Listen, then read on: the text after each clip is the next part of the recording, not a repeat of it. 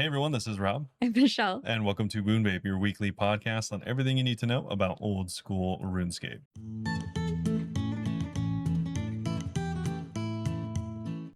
Meet Merp. All right, so this week up on the docket, we're back from Germany. We're back. Hi. Yeah, we do have a bunch of stuff to go over. First of which is going to be some Wyrmscraig stuff. Yep. And then we also have Blood Moon Rises came out while we were gone as well. Yeah, and there's already changes. So Yes, already changes. So we'll be going over that as well as a bunch of other community stuff that we might have missed. So and some more blogs. Yeah, more blogs. So make sure to stay tuned to that. If you guys missed it, we were away to Germany for 3 weeks. So we have a few updates about that we'll cover as well. Yes. And then we do have some questions and answers for the community. Yeah. About our trip and also about the game itself. Yeah, we are going to, going forward for the docket, try to not spend 5 minutes on the docket. So that was our first attempt. Yeah. Let us know what you thought. I feel like we used to be very straightforward with it. And then at some point, we started off with the not much. And from there, it all went downhill. Yeah, but funny, you trying to keep it quicker just made it longer. I need to explain to them. I got to tell you guys. Anyways, though, before we get into everything, this episode, as well as all of our other episodes, are sponsored by your guys' generosity. Shout out to you guys. If you listen to the pod, if you follow, helps a ton. If you really want to take the next step, obviously you can join our Patreon, go to the page. You can support with as little as $1 or $2. No, it's $5. Like I said, $5 or more if you like us more, and you can get stuff like the episodes early, ad-free, or even some cool merch for free as well. You don't have to do it, but if you enjoy it a lot, we appreciate it. So yes. Of course that, and if you want some cool merch, that also helps us. We do get a kickback from Foxes. We're partnered with them, and you can get some cool merch. Use Boon20 at checkout. So it helps you get a discount, 20% off, and we do stick merch. Yeah, we do get a kickback for it too, so that helps as well. Yeah. And that helps us afford trips like RuneFest, which we are going to. So, yes. Yeah, we need to get out of debt before then, which I don't know if that's possible. Yeah, that is happening in less than 3 months. So that'll be a pretty cool trip. First time in the UK. I'm excited. If you guys are going, say hi. Maybe. I'm scared. Maybe. I'm shy. we are very, outside of the podcast, we are very introverted. So don't feel weird if we are weird. We're just that way. We're just weird. Yeah, but I assume you play RuneScape, so everyone is always just weird that Let's plays just RuneScape. have weird interactions, all of us together. True. As a family. I think we are getting a little ahead of ourselves though. Thank you for supporting us. But Michelle, how's it going? It's good. I did want to say one more thing because I remembered and I thought it was funny. Weeks ago, I thought we had like 590 followers on Spotify, and I was like, yeah, guys, I really want to get to 666. I remembered incorrectly. We blew way past that. Yeah, we're at 792 right now, so I'm saying a new goal of 850. If we could get 850 followers right into the year. You could have just said 888. Nah, 850. Oh. Yeah, the 666 is the only cool one. Nah, I think 888 is kind of cool too. How about 999? Yeah, and every time you guys see that it gets to 999 eventually, unfollow. Yes. Well, you don't have to. So it stays there. You don't have to unfollow, but for the meme. Yeah. Anyways, we do appreciate it. I didn't realize it had got so high. I know. I don't know why I thought it was at 666. And then after the episode went out, I looked at it and I was like, we are well above that. Okay, cool. Yeah. And also, at the threat of rambling for just way too long, a final shout out to the guests that we had on the episodes while we were gone. Yeah. Thank you, Angel, Miss Pistachio, and Telecon for joining. Yeah. So for you guys, we haven't been gone. For us, it's been weeks since we last recorded. Yes, a very long time. Yeah. But what do you want to tell us about it? Yes. Yeah. So we went to Germany. It was very cool. So start off, first things first, don't love Frankfurt. Yeah, we started our journey in Frankfurt, and it happened to be during the heat wave that you've probably heard about. Yeah, it was awful.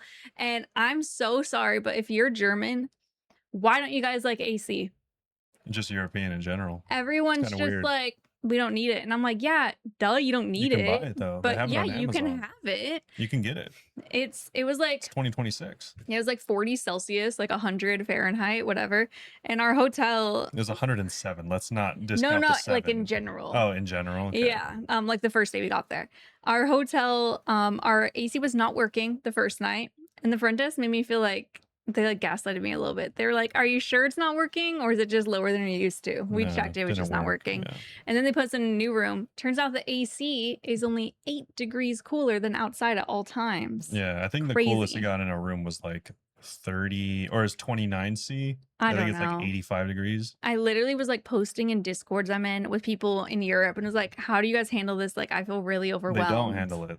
Well, the tip that I was using was getting a towel wet and putting it in a fridge.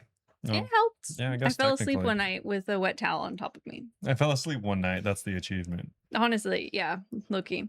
Yeah. So, I don't know if we're biased and didn't like Frankfurt because it was hot. There just wasn't a lot to do There there. wasn't as much, and I feel like in the Netherlands, whenever I went to the Netherlands, obviously, I'm gonna like that more because I wanna move there. Yeah. I'm biased. But I feel like there was, like, delicious vegan food everywhere, and spoiler alert, whenever we went to Berlin, delicious vegan food everywhere. Yeah. In Frankfurt, it was, like, not as much stuff. There wasn't a lot to do. There wasn't a lot to see. Yeah. And it was hot, which didn't help. Yeah, to be fair, we didn't go to some of the, like, the sightseeing things that most people go to because it was so hot. Yeah, there are castles within like an hour or two, but yeah, it was just miserably hot. Yeah, it was And so really we weren't going to make the awful. trek out there. So anyway, yeah, did Frankfurt. We met Gluten and Tipslip. Yeah, Had Gluten a lot of Girl, fun. fellow streamer Yeah, extraordinaire. she's actually been on the podcast before. Yeah, and she's then great. her girlfriend Tipslip. Yeah, they were. It was great meeting them. It was really fun meeting them. It was very funny though because it was so hot that like none of us knew how to handle it. And Tip daily was just like, "I'm gonna go take a cold bath for an hour." Yeah, it seemed to And work I well. couldn't do it. I tried to take a cold shower, but just like my body is just like, like I can't handle it. I took a cold bath after the Ironman, and it kind of sucked because it was like really cold, and I was also really dirty. I think You I probably should should have rinse showered off before. first. Yeah, I heard you rinse off after. You probably should have done both, Loki. Yeah, I probably should have done both. Yeah. to be honest with you. But yeah, it was really cool seeing them. And then Fem joined us. Fem, she's also on the podcast back when she had like the Yeats Greet Twitch name. Yeah, So ex-streamer really extraordinaire. ex-streamer. I think she does like every once in a while still. She doesn't really play RuneScape. It was just really fun seeing everyone and hanging out. It was really cool. Fem was like making fun of us for being hot. But then whenever she showed up, her hotel had regular AC. It did have very good AC compared to ours. We literally just sat in her hotel room. I was on the ground, just sitting on the ground because it felt nice in there. But yeah, like it was so disgusting. Every day I was wearing dresses, and whenever I wear dresses, I wear like biker shorts under because I don't have a pocket in my dresses. So like I wear shorts with a pocket and I lift up my dress to pull my phone. It looks goofy. Every night, the shorts were like wet, and I'd have to leave them out to dry and put them back on the next day. It was gnarly. I need to do laundry really bad. Yeah, that's cool. How was your iron? Great. Not so great. Okay, Probably start with like the It countdown of the probably was days. like as great as your like constantly wet shorts. Ew, yeah. Yeah. So I went into the Ironman completely forgetting that you're supposed to like eat a lot of carbs beforehand. I didn't really do that. Oh yeah. I already didn't feel great going into it. One, literally physically, like I just didn't feel super prepared. And two, I also was sick. Yeah, you were sick. It's like a meme that he always gets sick when Fem's there. And Yeah. you were, I remember. I was sick the whole trip actually, except for the last 2 days. Yeah, I mostly just remember the last 2 days. I was like, Yeah. you're fine. So yeah, so I was dealing with that. I was trying to prepare for that. Also couldn't sleep because of how hot it was. And they're all like, "Oh yeah, don't be in the heat because it's hot." Crazy, Well, I was in the crazy heat a call out. lot. So yeah, anyways, not super confident going into it because of everything. And then they emailed you right before. And then yeah, we got a series of emails being all like, "Yo, it's hot."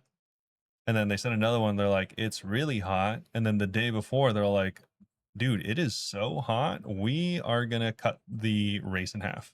Yes. So that's what they ended up doing. They cut the bike from 180 kilometers to 120, and then Mhm. the run from 42 to 21. The swim was the same. Swim was the same. Yeah. Yeah. So barely got any sleep going into that. And Yeah, you slept like 4 hours. to be fair, once I mentally this kind of helped but kind of hindered. It was like a double-edged sword. Once I got the email that they shortened it, I stopped caring about the event. Yeah, you were checked out. Like I said, I was already apprehensive and kind of, Nervous. fairly sure that I didn't have enough training going into this. But Mhm. as soon as I saw that they had cut it in half, because my whole goal was to do the whole length. Of course.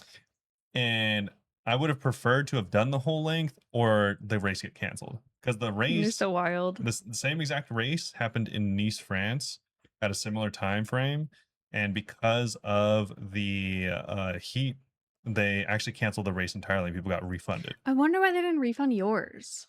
I don't know. So bizarre. Yeah, the only reason they canceled the one in Nice is because of the government, though. Oh, maybe their government has better laws protecting them. Yeah, I think so. Yeah. So, and also on top of that, they even moved that race's timeline permanently, because Good. that's the like world championship They need race. to do the same for Frankfurt. They should, Yeah. because it's gonna. People have kind of just like said it's permanently going to be a warm race, Yeah, that's awful. which I didn't know. But anyways, Whoops. so I already stopped caring. Went into it, got like practically no sleep. I think I woke up at like 1 or 2 a.m. just because it was hot. Yeah. And He was sleeping on the couch in front of the AC because it was a tiny little vent. And our hotel room was weirdly big, which sounds nice, but it also meant that the air never fully circulated. Yeah. So I ended up waking up, just sitting there for like 2 hours on my phone, and then like went to the race by myself in the dark. Yeah, I was gonna go with him on the bus, and then we were like, I don't speak German, and we didn't know how I was gonna get back. Yeah. So he was like, You just could have taken stay. the buses back. There's like, this is an extremely weird race / rare occasion where there's a split in the race. You Mhm. start at a different place than where you finish, which is very uncommon. Next time that you do one, let's find one where it's both the same. Yeah. So that's why I had to get up so early to take the bus to the start where you swim Crazy. and then you bike back to the finish. Yeah.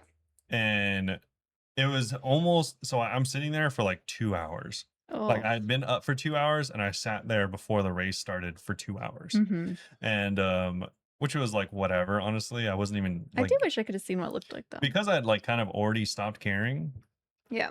I was like not even in my head. I was like just like sitting there. I was like, all right, this is like cool, I guess. Like there's a lot of people, there was music and announcers, and some of it was in English. Kind of a cool location. It was like a beach lake thing. Pretty. And I like did a practice swim. And as soon as I did a practice swim, I was like, all right, this is gonna suck. Wait, why? Because I already during my practice swim, I probably did like a couple 100 yards, and already my back was like cramping a little bit. So I was like, all right, cool. My fear had been realized. My fear was that I had tapered for too long. Oh yeah, you and Fem were talking about this. Yeah, because I think I had done enough training almost.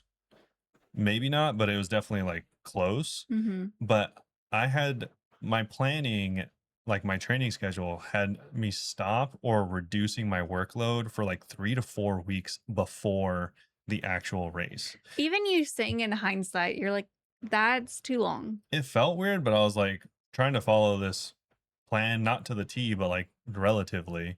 And so it kind of confirmed, I was like the training might have been there, but like my body wasn't used to the amount of work that I was going to be putting in. Mm-hmm. So I was like, my back was stiff, and My it was butt. like it was like kind of cramping coming out of the water, and I was like, all right, cool, this is gonna suck. Yeah. And it did. Mhm. Within the first like 1,000 meters of the swim, there's like 4,000 meters in the swim Oh my total. god.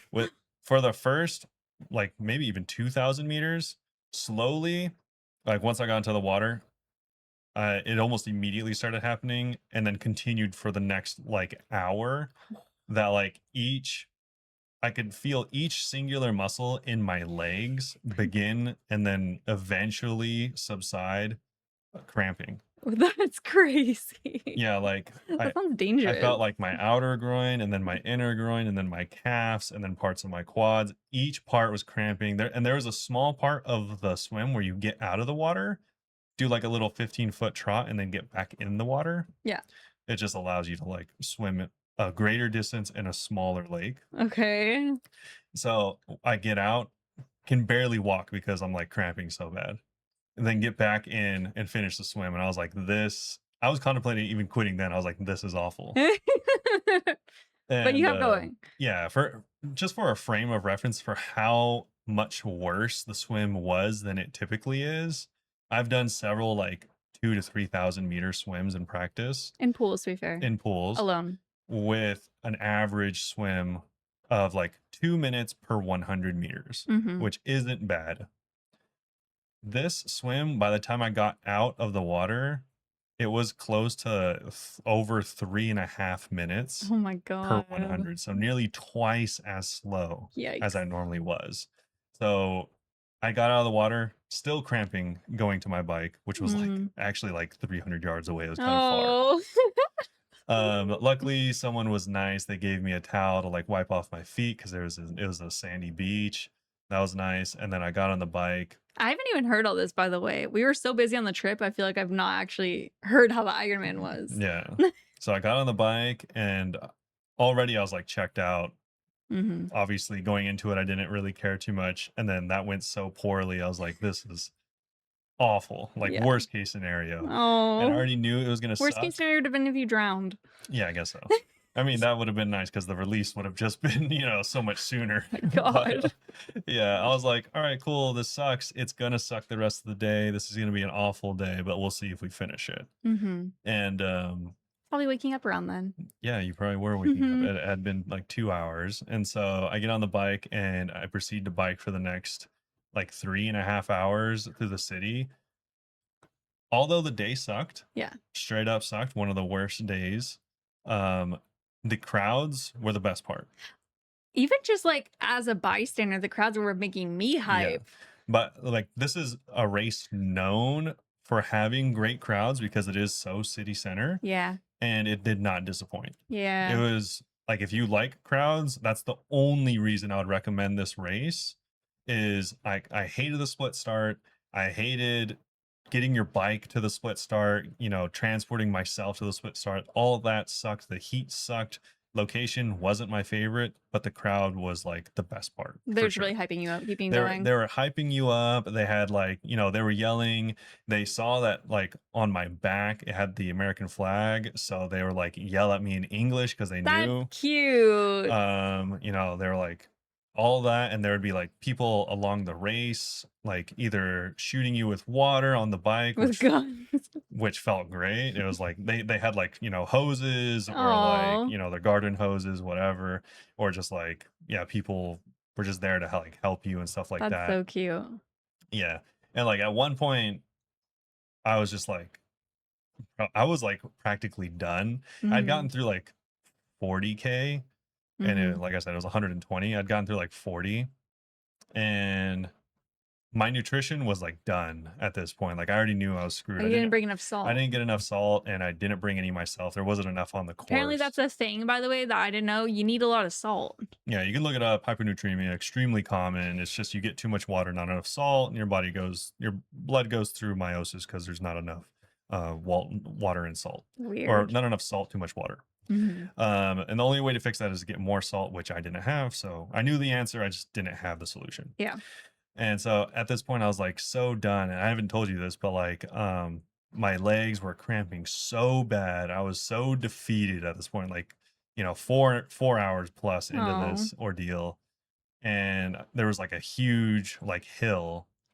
And I was like, I'm done, dude. Like I yeah. literally couldn't do it anymore. So, Oh, I've never had that like in training where I was like, oh, I just can't finish it. So I that's literally, crazy. Yeah, you've never. yeah. So I'm like Whoa. halfway up this hill and I'm like, I literally can't do this anymore. So I Yeah. get off of my bike. I literally can't even control my legs because they're just so toast.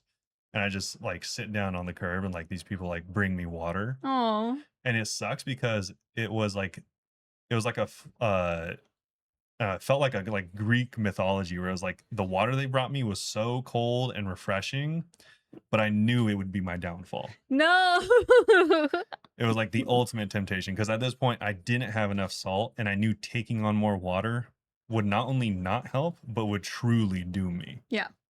But I drank like 2 or 3 cups of the like small like bits of water, Oh, waited till my legs stopped cramping, got back on my bike, and after like another 30 minutes of cycling, I was done. Like I literally felt like just like throwing up, couldn't go anymore, which is exactly what happens yikes. when you get hypernatremia. Luckily, that wasn't the worst case scenario. My actual worst case scenario was getting like heat exhaustion Yeah. because it was at that point. It was 104 on race day. Yeah. And So disgustingly hot. Even us sitting in shade at a cafe was disgusting. yeah. And at this point it was like noon, so it was, getting pretty hot. And once I started getting those side effects, I stopped at the next aid station and I just told them, I was like, I don't have enough salt. Like I can't. You skipped part of the story. Oh no, I was gonna say Oh, continue. I took a rest there and it was with the banana ladies. Oh, that's where the banana lady was. Oh, the part that you're referring to is 30 minutes before this, like it was like probably 20 minutes before I stopped and got off my bike. Mm-hmm. Like on that hill that like defeated me, someone ran into me. Yeah, he got hit by a bike. Yeah, like they ran into the back of me immediately. Like I don't know why, but like my core cramped up. Ugh. And if like it was weird because like it just made me want to pull my body like into itself. Yeah. And I had like hurt my leg. Like I actually just finally today tore off the final scabs from my leg. I didn't fall. It was over 2 weeks ago. Yeah, I didn't fall, so I don't even know how I got the scab, but it like You must have hit something on your bike. I must have. It like ripped up the front of my like right leg. Yeah. Oh. And yeah, so they like actually broke part of their bike. They didn't even say sorry.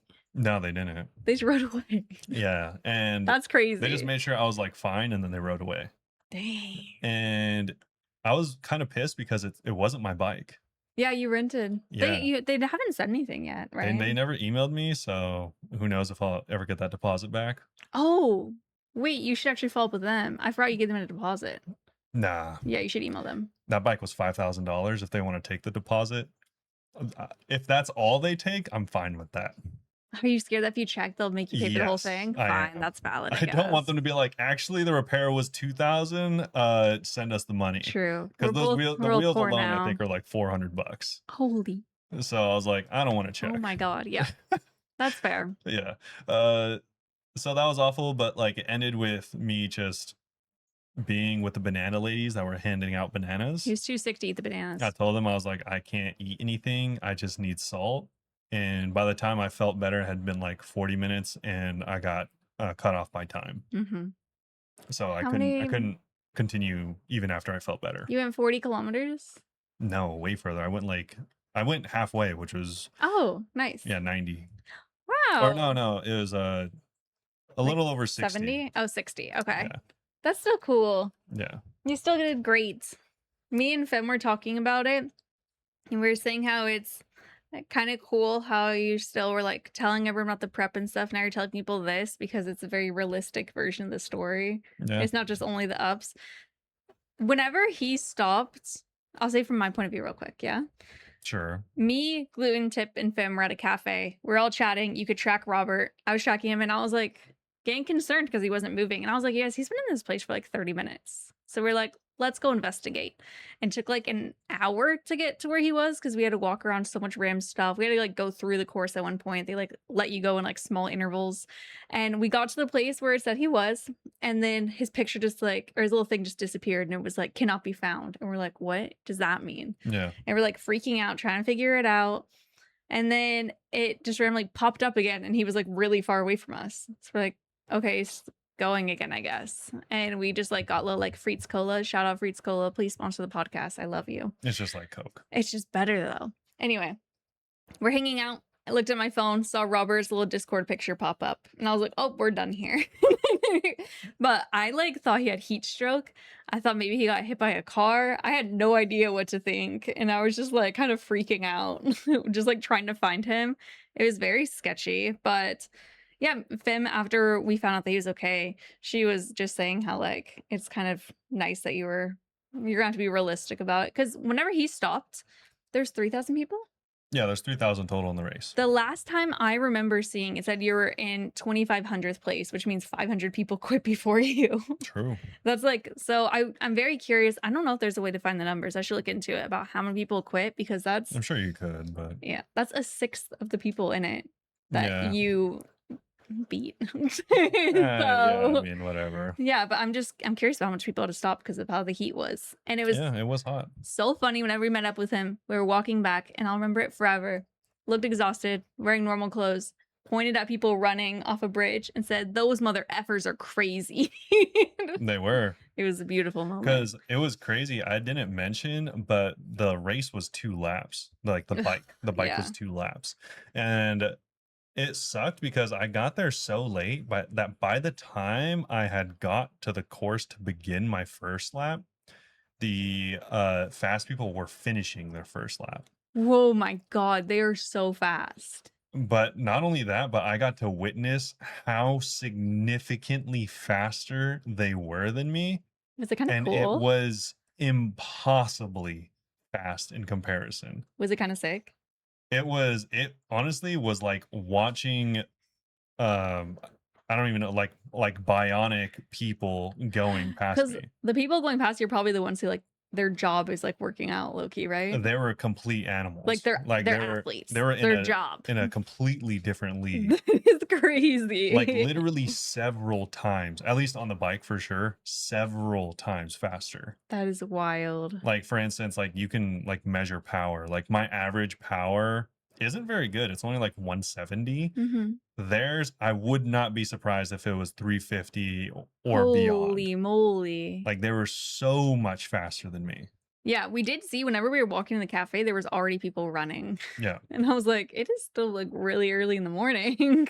Yeah, it was really really crazy to see how fast so many of them were on the bike. Yeah, really cool. Because I knew I was slow on the bike, but that was it was crazy. Well, yeah, they're not even normal. They're like No, even extreme. most of the people I saw fit in the were like just so much faster than I anticipated. I Yeah. anticipated there would be like I was like, oh, you know, I'm slow, but I don't expect to be like one of the slowest people. I was definitely one of the slowest people. Wouldn't you say like one of the 50 slowest? Oh, when I got out of the water, there was only 50 people left. I wonder how it feels to be the last one. Probably disheartening, Hmm. unless you're like really old and this is like your At least the like final crowds are one or like really something. hyping you up. I Ye- feel like The thing is, like, I was so one of the last people. There was like barely anyone left. people were leaving. That's the people who need the cheers the most. Well, everyone was walking back to see the rest of the race. That's the part that they need to That's stay the reason at. the split sucks. Is it splits up the Yeah, crowd. because you don't. Oh, that's such a bummer. Yeah. Yeah. Okay. Well, he tried to do it.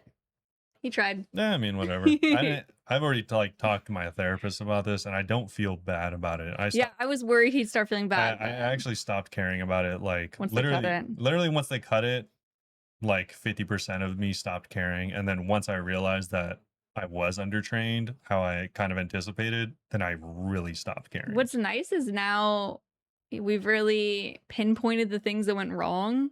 So we know pretty much like how to correctly have you train next time Yeah, and prepare. But the only thing that really matters is that you got to finish your shirt. true. No one stopped him. I did have to go get my like my bag that I had given them for the end of the race. Obviously, I didn't finish the race, but I They was don't know still, that. You I was got a still shirt. able to walk into the finisher circle essentially, and like got like some of the perks, which included like some drinks, and then also got like a finisher shirt. Sick. I Yeah. love that anyone can get the shirt. It's funny because I don't even like the shirt, so I like It's don't. not a I don't cute even. I shirt. don't even know if I'll ever wear it. Maybe I'll use it as a pajama shirt or Yeah, I something. don't know. Does it have a hood? Yeah, it was like a hoodie Can sweater. I cut off the hood? It wasn't even a sweater. It was like a hoodie long sleeve. It's weird. It's like sports material. You know? Yeah. Yeah, it's not a cute Wasn't shirt. a big fan. He did buy a cute one though that says his name on the back. Oh, true. And the mix of everyone else's names is pretty cool. Yeah. But anyway, yeah, after the Ironman, Ninja joined us a little late because he was having issues with this flight. But that's one of our mods. And then he joined us. He only got to see the worst parts of Frankfurt because we went through the shadiest area trying to get back to the trains. True. And then we went to Cologne, which was so beautiful. Cologne is like, Yeah. Cologne was compared great. to Frankfurt, oh my God, Cologne was the prettiest place in the It world. was like a dream. It was beautiful. And while we were in Cologne, it was so funny. We were in front of the cathedral, and by this point, Fem had left, by the way. We were in front of the cathedral, and then Gloon was taking pictures of us because she has a camera and she likes taking pictures. And Robert was like, "Oh, what if I just like got on one knee and proposed to you in front of like I already everyone knew right now?" that you of all things would hate being proposed to in front of crowds. Yeah, and I said that would be my worst nightmare, and we laughed about it. Yeah. And then while we were walking, you were like, "Well, what would you want?" And I was like, "I don't know. Just imagine like a park bench or something. Like, I don't even want you to get down one knee. That's so cringe." True. And then an hour later, we're across the river. Robert looks at Gloon. "Hey, Maybe you could get a picture of me and Michelle on this bench over here. Yeah. We got Very engaged. smooth. It's so funny. We sat down, and as soon as he said that, I started feeling out of body almost. We sat down, and I was like, I thought you were going to propose. And he was like, what if I did? And I was just like, he didn't even tell Gluten. No, I didn't tell anyone. So thankfully, she was just actually taking pictures and not like in her settings or something. Yeah. But yeah, we got engaged. It wasn't until after that I even told you that I had been planning the engagement at that exact location for months. Yeah, he said later that he was giving me one last chance of having it in front of a crowd. And I was like, no, absolutely not. I don't know. I know a lot of people will think that this is weird because I told one of my coworkers and she was like, who cares? But I was like, I don't want everyone being like, oh my God, look, pointing and taking pictures at us. And be like, oh my God, oh, that's so cute. I was like, ew. I stream, but I stream because I can't see these people in person. True, yeah. I do a podcast because I can't see your guys' faces. I don't think anyone actually listens to this. You know? Yeah, I'm actually still Phone line. surprised. Yeah. And I'm so sorry if you don't care about personal lives. Well, you'll have skipped by now. So it's Yeah, okay. we should actually include like a little thing like, oh, this is Be gonna like be Germany updates. yeah, Germany updates. But it's like We'll do that in the 30 minutes of timestamps. us rambling about Germany. Yeah. So it was really cute. And then I got a really pretty ring, and I chose every aspect of this ring. I'm not gonna lie. Yep. Because I showed someone, they're like, "Wow, he did good," and I was like, "Thanks, I chose it." Literally every I've part been of sending it. him stuff on Etsy. I was wondering. The only thing I kind of chose was the band, like the gold band. Yeah, I did say I'm down for gold or rose gold. And I'm sorry if you have your camera open. Goose is being super cute. So I'm just like taking a picture while we talk. But anyway, I earlier this year we were like talking about rings and stuff, which it's not the first time we've done that. And I sent him the ring I liked, and then they sell like gems, like loose gems, and I sent the gem I liked, and I saw that gem was sold out. And I didn't really tell anyone because I was like, but I did message Megan. I was like, I don't know, it's a little sus. And then that was the one he got me. That was, It yeah. was so funny. So yeah, we're engaged. Kind of cool. Yeah. We are probably just gonna get eloped and then have a party eventually. So don't expect a big Bunebape wedding. Yeah, well, it will not be a streamer wedding. No. I'd feel like awkward. I'd be like, I can only stream while sitting. Yeah. To kind of speed up this recap a little bit, I don't want to ramble too long. But we did spend 2 days in Hamburg to get Michelle's chest tattooed. I got my chest tattooed. I'm gonna put pictures as well above this. If you're watching, you can kind of see it. You skipped over that in an effort for Ninja to meet Fem. We spent 13 hours one day traveling to Belgium and went to Belgium for 3 hours. Yeah, we went to a different country for them to meet. Yeah, it was really cool. So now Ninja has been to 4 countries: Germany, we passed through the Netherlands, Belgium. Yeah, there you go. Like that. I actually forgot about that. Yeah, forgot about the whole other country one too. I was having fun because I could practice my Dutch. I ordered 2 Friets colas in Dutch. Wow. It was really cool. Because I don't know anything about German. German is very hard. Then yeah, she got her tattoo. It took 2 days and 2 days. It hurt. 2 5-hour sessions. Yeah, it hurted, but that's okay. We're so brave. And then we went to, after that was Berlin. Yeah. Then we spent our last 4 days in Berlin, and that was really cool. Essentially, if you've been to New York, from what I understand, it is very similar. We've not been to New York, but we were told this by our concentration camp guide. That's it's what I had already told you and Ninja separately, and he just confirmed it. We used to be like you in New York, but lately we've been coming around and been like, maybe it'd be cool to go on a trip there. Yeah.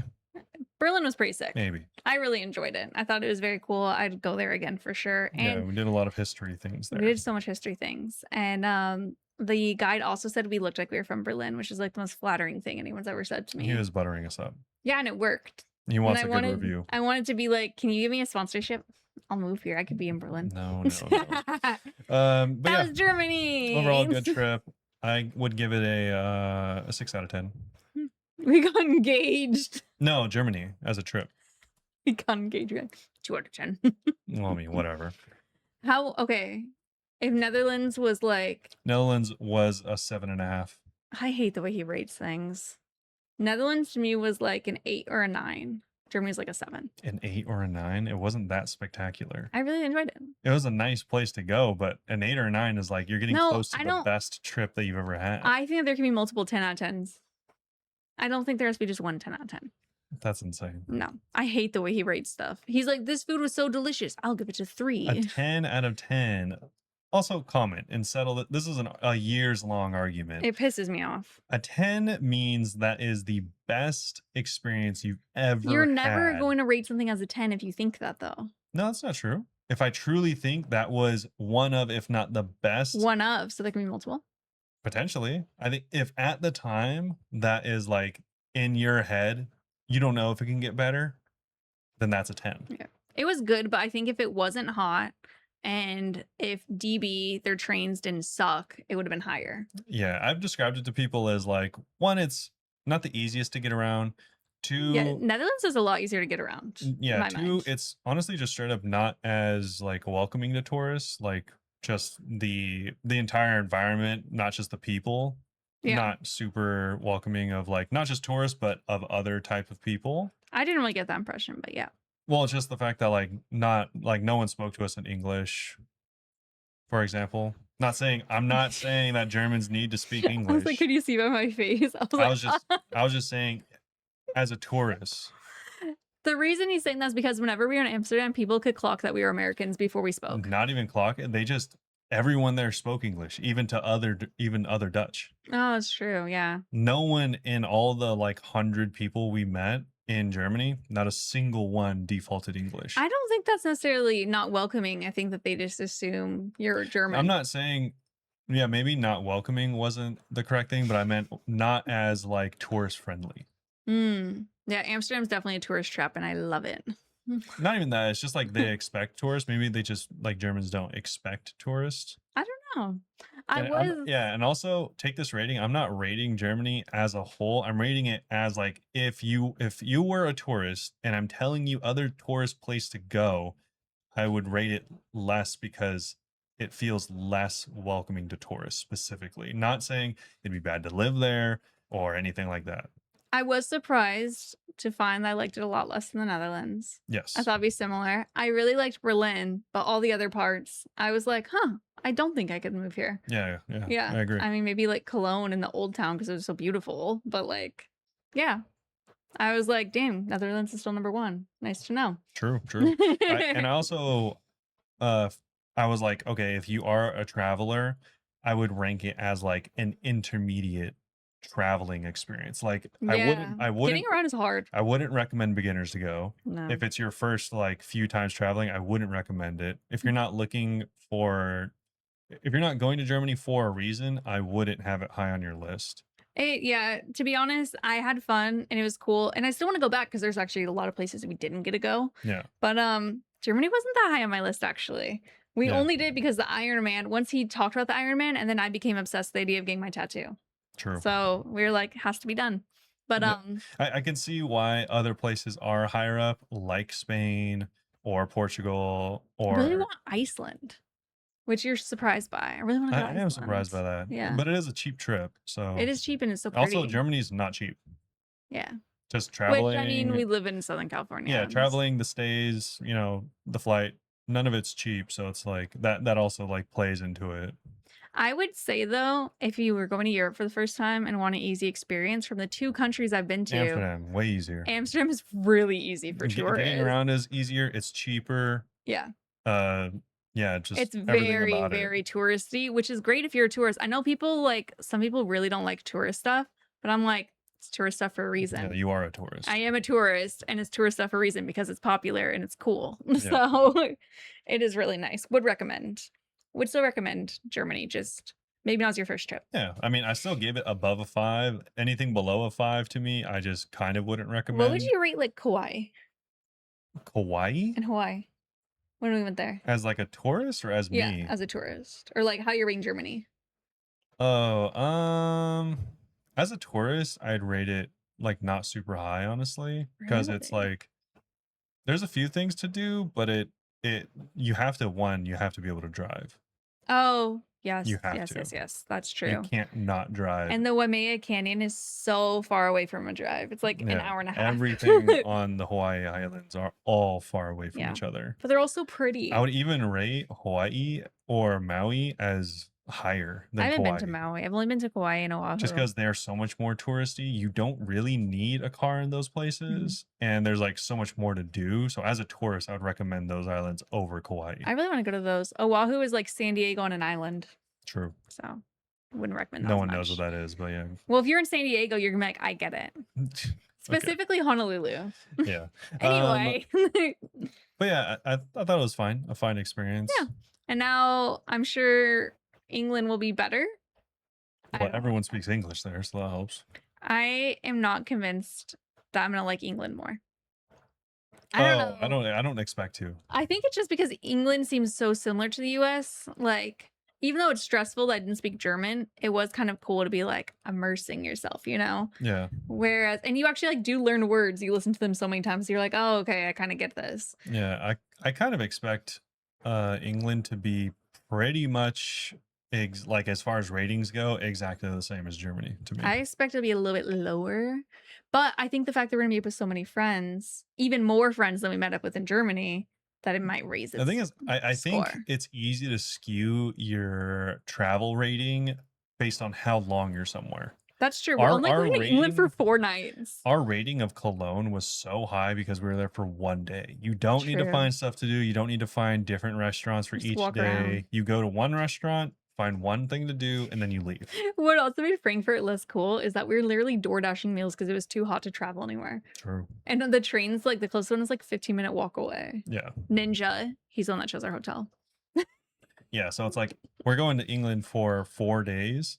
2 in Birmingham, 2 in London. London's gonna seem So like the it's coolest like, place in the world with and only then 2 nights. Birmingham, we're gonna go there for Runefest. So it's like you don't even need to find stuff to do. You just need to find places to eat. Yeah, And I'm that'll be like glad. 90% of our opinion of that place. True.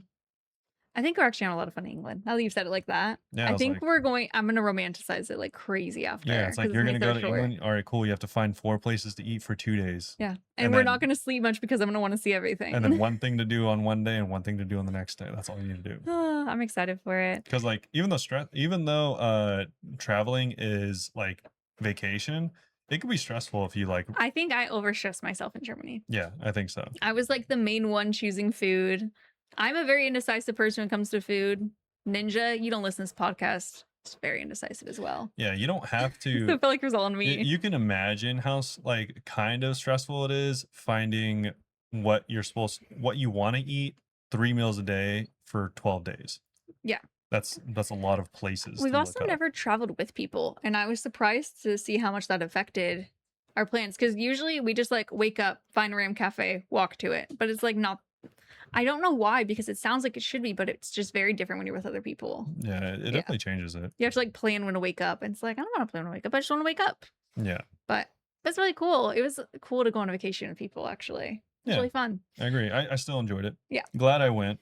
Just wouldn't go back again Until we've for gone to some other yeah, places. for a long time. Or if we live in the Netherlands, then we could just travel there. Yeah, still I would just go other places. It's I not like want to a, get more tattoos from the same artists. I was gonna say I can see why it's not a destination for a lot of people. Yeah.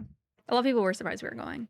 And then after we came back, it was cool. We came back on like a Tuesday. That Saturday, we drove to LA and met one of our other mods, Yeah. Wraith, known as Evercore, because he actually got banned on Twitch for typing he was 11 on that account, Yeah. the Wraith one. So that's cool. And we went to museums in LA and stuff, and it was fun. Yeah, that was a good time. It was cool. We're meeting so much people recently. Like, I'm really And then excited. we'll meet more in a few months when we Yeah, go I'm to really excited for Runefest to meet Runefest. more people and then to like never talk to anyone again.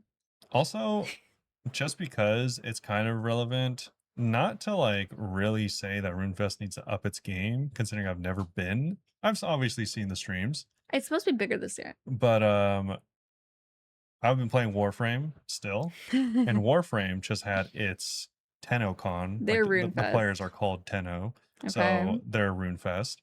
And they had a full on like 2 hour display of people in costume, which is fine. You know, RuneFest has that too.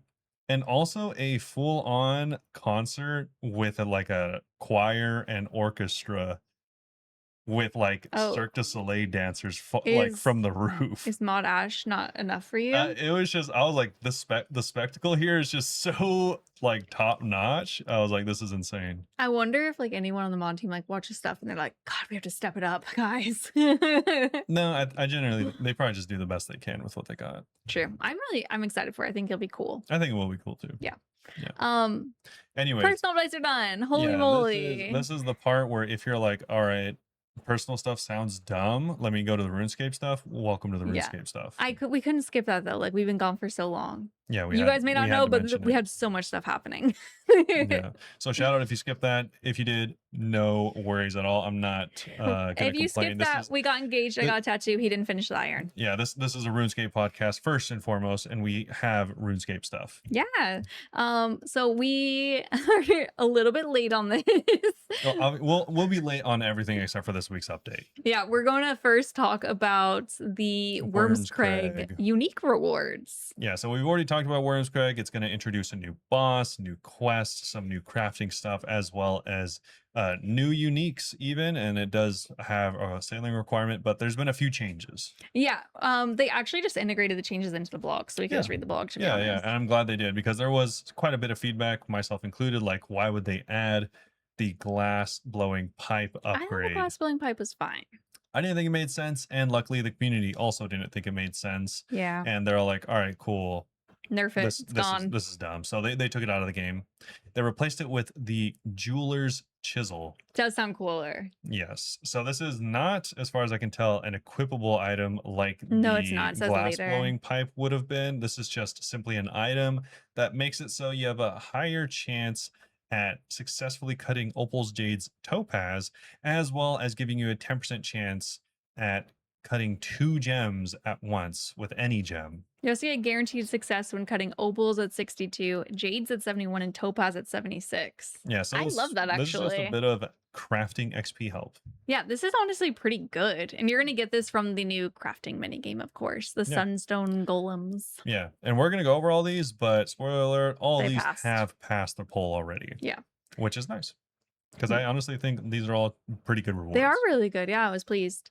Next is the teleports to Wyrmscraig. They did make some changes. So originally they were talking about having a basalt amulet, but they've decided to remove that because people didn't want another amulet. Everyone's like, there's way too, because there's the new sailing amulet. There's just to be way too many fair, amulets. I would have been cool. I don't remember what the basalt amulet was or if I even read about it. It's just an amulet that teleports you there. Yeah, but if you could put like all the basalt hellies in it, I might have been okay with that. Because Is there actually multiple basalt? there is, yeah. There's like icy, stone, regular. Okay. I don't know. Well, anyways, this is now they're adding a teleport to Wyrmscraig on the Necklace of Passage. They do say that's going to be just west of the central camp, so it's going to be a very central location for you. Yeah, and there's also an additional teleport just for the Slayer Cave. Yeah. And the Slayer Cave, obviously, if I had to guess, would contain the new Slayer Master, Mortimer there. It does say it's an easy way to get there. And this would be an addition to the Slayer Ring. Cool. After you get the quest done. And they also are proposing a boss tele scroll as unique from the boss itself. It'll take you directly outside the cathedral entrance for the fallen angel, whatever thing. And this already passed, so it doesn't really matter, but I wasn't a big fan of this, mostly just because like 3 teleports from one quest, like I don't really think we need that. Like the Slayer Ring already kind of takes you there, I assume. I don't You just need to do a know. little bit of walking. They didn't include a picture of the map here, but I would be curious because I'm imagining like Slayer Cave maybe puts you like, like in the middle underground. So it's like farther in. I think they'll have to separate it to make it seem more maybe normal. Also, I'm more of a fan of like boss tellies for bosses that are like either difficult or high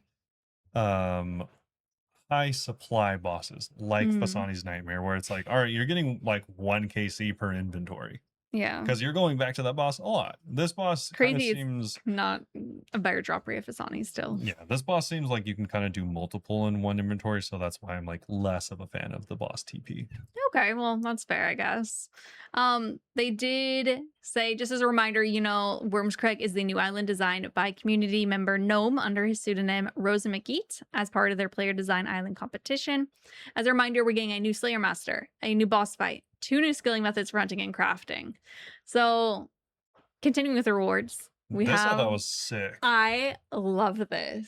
Yeah, they're I thought it was really introducing like cool. low key a new best in slot Slayer weapon. And the design for the weapon and for the boss is really sick. Yeah, the boss is kind of like a golem version of a fallen angel, Yeah, which it's is like cool. gold and statuesque. And the weapon they have is like a less ornate version of a god sword. Yeah, so the weapon, it's called the Hallowfell. Where does it say the boss's name? I can't see. Oh, the Mad Angel. There we go. Yeah. They designed this weapon, it's a 200 weapon, by the way, 75 attack needed, as a melee alternative for multi-target combat situations, such as Slayer Task or any other fights where enemies naturally group together. Yeah. So explain how this weapon works. It's It's really not even a cool. special, it's just how the weapon works. Yeah, it's really cool. So it's 117 slash, 110 melee strength, 6 attack rate, so really slow, and Makes sense. 4 prayer bonus.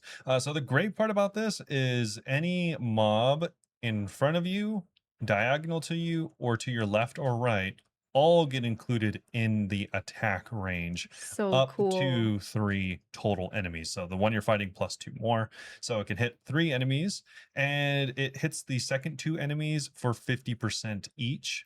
Wow. And this is just always occurring. There's no charges, nothing like that. It just will permanently be able to hit 3 enemies. And it just straight up seems like the best in slot way to like hit multiple Slayer enemies, for example. It looks incredible. It does work different slightly from the scythe, so it has a wider area of effect and only unique targets can take the additional hits. So if it's a larger enemy, it's just gonna hit it like normal. Yeah.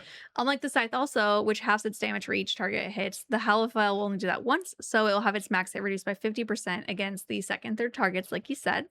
When hitting 3 targets, we expect Hallowfell to be the strongest melee weapon by a significant margin if you can keep up a 3 target cleave consistently. Yeah. So like I was saying, I mean, obviously you can use this for other methods potentially, like in raids, but I see high potential in like Slayer and stuff Yeah, like I was that. thinking the same thing because, like, you know, you can burst stuff, you could chin stuff. There's not really a melee version for Slayer mobs. Yeah, I And mean this is it. there is like the scythe, but like The scythe is only worse than big enemies, though, really. Well, it works on multiple. yeah, I always exactly. But also stand in the wrong spot. who's gonna be like taking 2 bill to go do Slayer, I mean, it's except curious. for obviously like max players or something like that.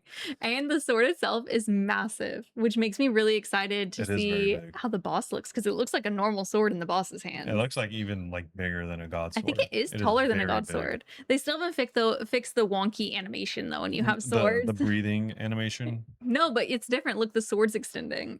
Yeah, no, that's what god swords do. Oh, they breathe? Yeah. Oh, yeah, no, I know. I thought you meant like the regular animation. I No, was like, no, this no, is no. not normal. Yeah, I call it the breathing animation because it looks like the sword's breathing. Okay, got you. Yeah, Yeah. I could see that. But yeah, Anyway, so that's cool. They added that. They're also adding the boss teleport scroll to the repeatable boss in Wyrmscraig. this is a cool one. And they're also adding granite dust, which honestly, Granite. yeah, You don't say granite? no granite. Well, this I call granite, but You just read it like that. First thing. whenever I like say a granite countertop, I say granite. Granite countertops. Yeah, I say granite. Sorry, I was dust. just I don't know. curious. Yeah, kind of like weird to try to call me out in front of everyone. It's fine. Yeah. Anyways, though, outside of making me feel like a crazy person for calling it granite. Is granite only dropped by grotesque guardians other than this? Yes. Oh, Yeah. cool. Okay, nice. So yeah, this honestly won't be a big change to how you get granite dust, however you say it. But it should make it a little bit more easy to get because obviously, yeah, outside of the Slayer boss, there's nowhere else to get it, and people don't really do that boss. Yeah. Yeah. So this would be cool. Lastly, you'll get a chance of getting a new jar and a brand new pet because obviously those two there wasn't even a pull for. And honest, dude, this jar The jar looks display, cool. it might be my favorite now. It looks beautiful, and you can tell that the water is gonna be like moving potentially. Do we just have moving them? No. Never mind. The water looks like it was It frozen looks while like moving. It's moving, yeah. But It it's looks like not. it's gonna look super cool. So I'm really, really excited for that. And the little pet's gonna look sick. Yeah. Speaking of pets, we have potentially another way to get pets. Yeah, the Sunstone Golem crafting, which we kind of already told you guys about the rewards, but we'll go over this again. So this is a new This is a new crafting. crafting training method that competes with glass blowing specifically.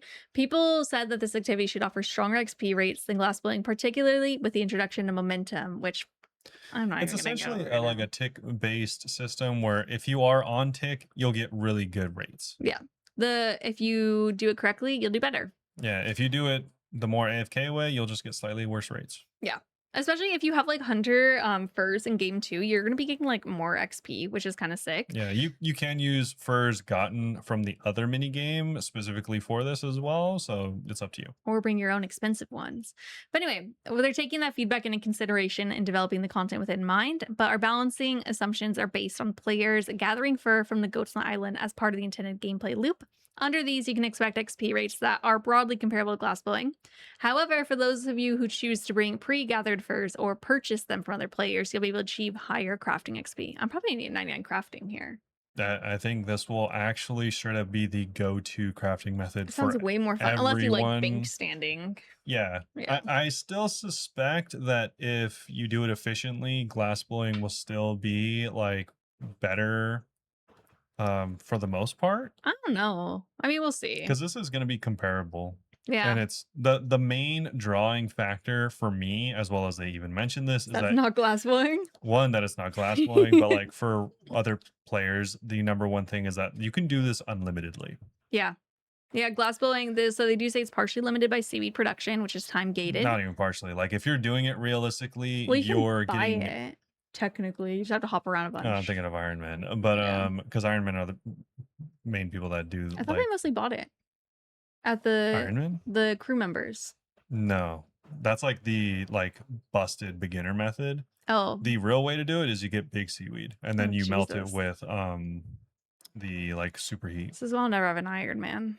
Well, Yuck. it's so much faster. Like you only need 3 big seaweeds for a full inventory, I think. Oh, really? I thought it was 1-1. No, it's like 1 to 6 Okay, or that 1 makes to more 8 sense. or You do get a lot of something. seaweed. It's like a lot. So yeah, you only need I think like 3 for a full inventory. So Yeah. usually you plant the big seaweeds and then that's Okay. that's how you get it. But yeah, now you'll be able to get XP whenever you want. You don't have to wait for anything to grow. Now that they covered the XP, they did go over the drops, starting out with the chisel, which we already spoke about. And then They talked about adding Stardust, I but actually liked that. they didn't want to. They didn't? No. No, we'd also we'd like like to to, include it, yeah, we'd but we also don't like to expect it to include contribute it. significantly to the XP of the They activity. didn't pull it though, which is kind of weird. Yeah, so I didn't notice that. I'm assuming we're gonna get Stardust. Yeah, I wasn't sure. They didn't really make it seem like, oh, we're adding Stardust and it'll suck. Yeah. But maybe they will. This one is interesting. So it's level 60 Hunter, by the way. You can get Mr. McRoot, which is a goat pet, which there's weirdly drama around Mr. McRoot. So they said some people have raised concerns about adding another hunter pet, particularly as the skill already features several activity-specific pets. We've also seen suggestions to add Mr. McRoot as a transmog instead. While we've explored that option, there aren't currently any existing pets that we feel would be a natural fit for Mr. McRoot transmog. Honestly, Chinchampa could have been an okay one. Maybe. Not really. Additionally, if we needed to go that route, okay, listen to this, you guys. Players who obtain the transmog wouldn't be able to use it until achieving the original pet, which can make the drop feel worse in some cases. What? That's every transmog in the game. Yeah, that's literally. I have like There's 6. raids for that too. I have 6 random transmogs in my bank just waiting for me to get pets. Yeah. Like what? That's a very normal thing. Anyway, before finalizing our plans, they did put a ranked choice vote in about what we want to do. So either Mr. McRoot is an individual pet, a transmog for another pet, or is not offered. I could not find results on this. I don't know. I don't know. I personally, I agree that there is too much hunter pets, but you've already introduced it. I think you should just add it as a hunter pet. And then moving forward, keep it in mind and just do transmogs. No, I don't like it. You don't want a little goat. That's Moose. No, it's not. Robert, tell me that doesn't look like our cat. Moose is way more scared than he would ever be. Scary or scared? Scared. No, this is Moose if he was brave and a goat. No. That's mean. No. That's mean. He's not. So Tell us about anyways, the next one. if you don't get the pet or Wait, want so the you just pet, don't want the pet? no, I don't want it. That's crazy. Yeah. Okay. But if you don't get the pet / want the pet, then you do get other things. You do get the furs, which you can use obviously in the mini game, or you can get goat horns, which will be nice, especially for Iron Man for making Oh, yeah, combat potions. Nice. I didn't even think about that. Yeah. But that is it for Wyrmscraig for now. I don't see a date that's going to go out. I did see people saying potentially end of July, and that would be incredible. I suspect it'll happen relatively soon, definitely before RuneFest, if I had to guess. Yes, yeah. I hope that it's end of July earliest because I am still working on the subject of the next blog, which is Blood Moon Rises. This came out on June 30th. I did not get to start till like 3 days ago, and I'm doing it semi-guideless. I looked up everything I need to bring with me, and then I've looked up one puzzle so far because I was getting frustrated. Turns out I just misunderstood the puzzle, so I probably wouldn't have gotten it if I didn't look it up. Um, I'm having a lot of fun though. I just finished in the Draken Castle, and now we're like outside in the hunt part.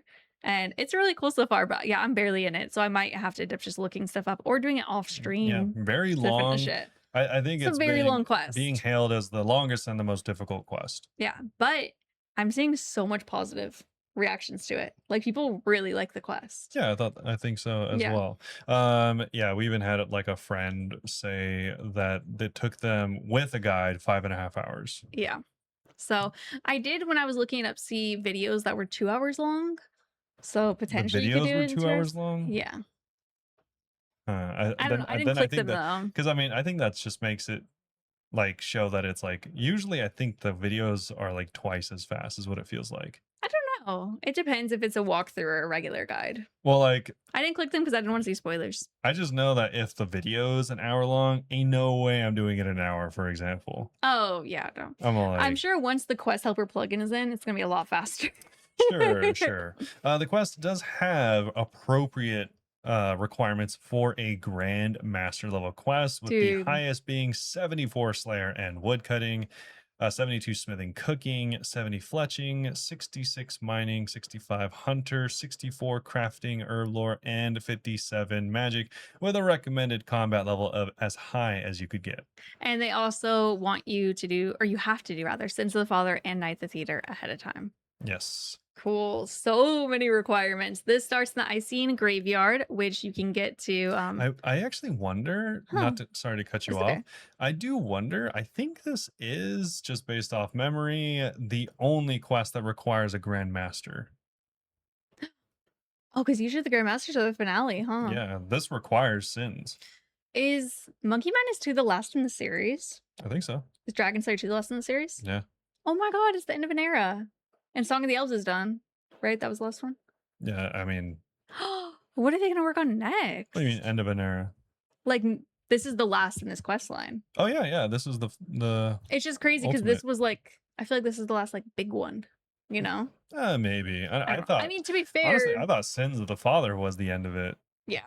It did end on a cliffhanger technically. And I Yeah. guess DT2 and that's not the end of the quest either. I don't even know how that ended. I don't think it's done.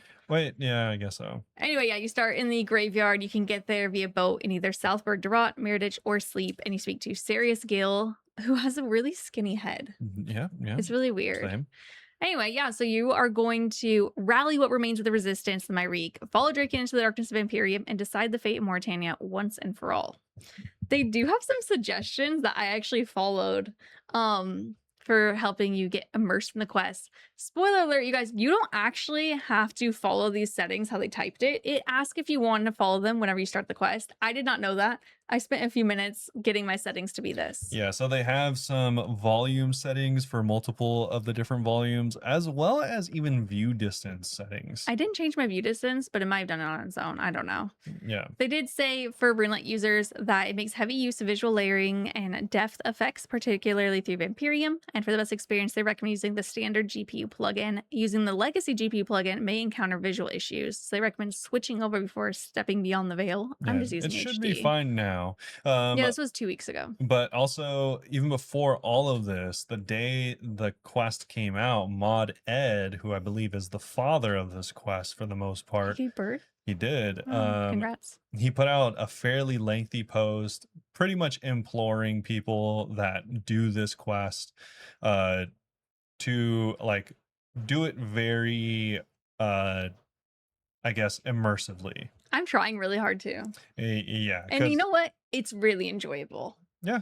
Mm-hmm. Yeah, I mean he's worked on the story for this and like everything for a while, so he like is asking people to like take their time on the quest Yeah. It if they must can. be frustrating to be the person who wrote it, put your heart and soul into it, and people are like, can't wait to spacebar. It's like, True. oh, okay. Yeah. They also gave some Other things to keep in mind before you start. If you die in Vampyrium, you'll respawn there with all your items, but these deaths are not safe, so you will lose hardcore status. That's been the most pleasant surprise. If you die, you just respawn. Everything you need to survive can be found within Vampyrium, including consumable supplies. Bank withdrawals aren't available, but depositing is. It's still worth preparing before you leave, but grit, perseverance, and careful play will matter more than good gear. You can teleport out of Vampyrium at any time, and if you leave, the story will continue right from where you left off. Once you completed the quest, you will get the following rewards. Spoiler, if you do not want to see the rewards, we're going to go over it right now. It's a bunch of XP.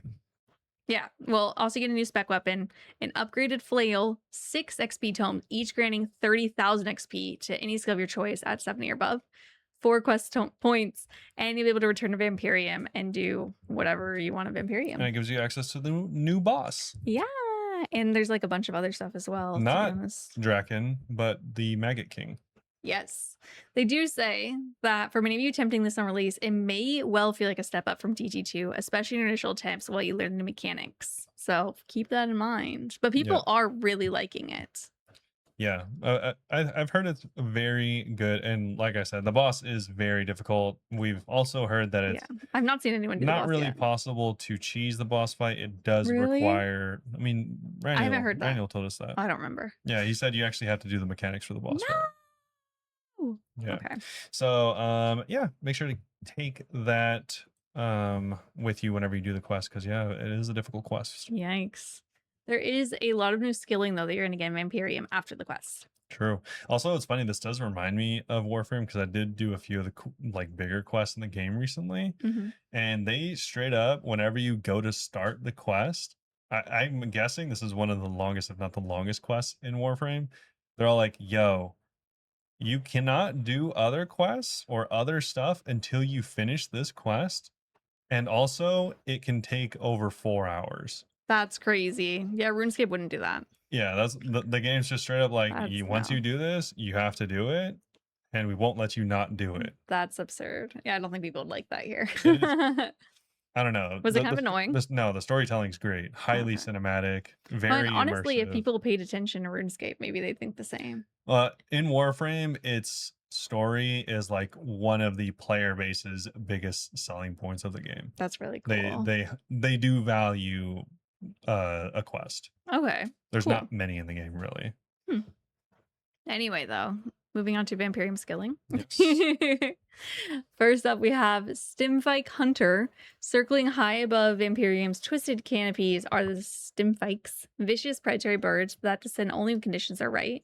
And they're just spiky little birds. There's also like little mosquitoes, and it's cool because you can see their bellies filling up with blood. Yeah. That's weird. I did not notice that until we saw this GIF right now. Also, it's very funny. There are bats that will attack you near the what's it called? Near the bank for the Maggot King, and several people I've seen die there. Oh, I think that they adjusted it. I think they changed it. I think they have changed it, but it was funny that that existed for a little while. Yeah, I mean, you'd assume that you could bank stand. Yeah. Also, if you want to hunt Stimfikes, there's a few ways to do it. So, well, not a few ways, but there's a few monsters to hunt, but you can also hunt Stimfikes. No, just read the blog. Just read the blog. Well, okay. So it says that you can gather hunter bait from Letvik, which can be found roaming Vampyrium. These are cute little bugs. I like them. Yeah, this does require 76 hunter in order to even get it. And then that you can use to hunt the Stimfikes, which requires 82 hunter. So that's what I meant by like, you need multiple hunter things. Okay. Yeah. Once you have the Letvik in hand, you can begin hunting the Stimfikes. The second stage requires 82 hunter, along with a supply of Letvik and a nearby makeshift spear that's sharp enough to bring a Stimfike down. To begin, bait a Stimfik tree with a Letvik, then hide a nearby bush and wait. While hidden, you'll receive small amounts of hunter XP as you keep watch from cover. After a short time, one of the birds will descend and investigate the bait. Once it lands, you can spear it yourself for a larger chunk of XP, or if you'd rather take a more relaxed approach, remain hidden and let your character make the attempt automatically after a short delay. Yeah, cool. So it's kind of like auto-retaliate on, but for hunter. Yeah, also you can just try to buy Letvik if you're a main. Yeah, if you want to go buy little bugs the GE, you can. Yeah. Speaking of little bugs, we have little leech fins. No longer can they be made into sandwiches. That's okay. I didn't want to eat them anyway. Yeah, but if you do have 72 fishing, then you can just straight up fish some of these leeches. I like how they look when they're swimming. and the river's red. Yeah, you can also choose whether to focus more on fishing XP, or if you just want more blood vials, this will be a good way to get it outside of Tob. It's the only other way. Yeah, it's very similar to Perilous Moons though. So you can, if you'd like, make it more clicky and move your net around. Moons of Perils, they do that too whenever you're catching the fish. If you move the net, you catch them faster. So totally up to you if you want to AFK or not. Yeah, if you're focusing purely on fishing XP, you can catch leechfin and continue the activity for stronger rates. And leechfin themselves are actually untradeable, cannot be cooked, eaten, or stored. They're just only for the XP or the blood vials. Yeah, so you can use a knife on the leech fin, and this is how you get blood belts, by the way. Use a knife on them to gather blood sacks, earning a small amount of cooking XP. Blood sacks are untradeable, but can be squeezed into empty vials to create blood vials. You'll need 50 of the blood sacks, though, to fill one vial. The leech fin will be coming in pretty thick and fast, so while 50 might sound like a lot, you shouldn't take too long to stack up. This actually seems like, in my mind, a reasonable way to get blood vials. Yeah, sure. Not too crazy. And this gives two paths, obviously, either XP or blood vials. Yeah. Just with less XP. So, and if you step away for too long, then the activity will end. So you can't just AFK it forever. Unfortunately. Next, though, we do have woodcutting, the bloodwood woodcutting. Yeah, this is one of the cooler things I think they added. And honestly, they made a huge change to this today. Yeah, we'll get that soon, though. Yeah, sure. So there's bloodwood trees, surprise, surprise, and they do have bark with What? sap, and the sap is blood. So you do And the need sap is blood. you do need 77 wood cutting, and it offers a new way to gather one of Vampyrium's most valuable resources, the bloodwood sap. This activity is designed around a spectrum of engagement, so it does require quite a bit of clicking or not, but most people just do the clicking from what I've seen. Once you gather this untradeable sap, though, it can be treated into making arrows. You can use this for fletching, and this is how you make the new seeker arrows. Oh, yes. I kind of low-key forgot about this. Yeah, I read the blog earlier, but I think I kind of skimmed it. kind of a big deal. Yeah. There's a whole extra note on this because there's weirdly a lot of discussion rather on these trees, and there will be more soon. It's definitely one of the more discussed things since the release. Yeah, so a note on XP and PVM. I'll read the XP part. If you followed our earlier blogs, you may notice that this version of Bloodwood woodcutting offers significantly higher XP rates under certain conditions of high intensity play than originally discussed. While the original proposed outline rates of roughly 80 and 90k XP per hour through more active play, the activity released back then can compete with top end methods under highly optimized play. That makes me intrigued. It was pretty high, but I didn't think it was like insane. Okay. As development continued, the activity evolved across the entire engagement spectrum, with the biggest changes coming at the high intensity end. Through iteration and playtesting, the mechanic became deeper and more involved than our initial proposal. As that happened, we felt the XP rewards needed to evolve alongside the activity rather than remain locked to rates first outlined in the overview blog. At the same time, this also aligned with a wider shift in player feeling around XP rates and skilling metas in general, particularly regarding methods involving tick manipulation. Yeah. We heard plenty of feedback over the past year that activities requiring greater attention and execution should feel appropriately rewarding, and we wanted Bloodwood trees to reflect that. As with all new content, we'll be watching to see how this goes, yada yada, see how it fits in. That's the XP rate part. Will you read the PVM interactions? Yeah. If you're like, how does PVM have to do with woodcutting? Yeah, during development, they explored several implementations of, the bloodwood sap, but ultimately they ran into problems each time. Either the PVM rewards were so small that it didn't matter, or too good that it undermined the woodcutting part of it. And so they wanted to find a middle ground. They kind of hoped they achieved it, but instead at launch, the bloodwood trees will remain the primary source of sap, making higher intensity bloodwood woodcutting even more rewarding for players who choose to engage with it. We'll continue monitoring how that ends up working out. And they made huge changes today that really changed this by a lot. Okay. I did forget that the blood sap was originally going to drop in PVM, so I was confused about what this title was. I think I skipped over the entire tree part when I read this blog at work today, to be honest. I think this was supposed to come from multiple sources, but they made it only come from woodcutting. Yeah, it does make more sense. It's sap. Yeah. Next thing we have is the Venator Slayer. Yeah. This is a new mob, new Slayer mob. They look like big bats. They just like bat werewolf combos. I mean, that's exactly literally what they are. So it Yeah. does require 70 for Slayer, and it's actually the new way of getting blood shards.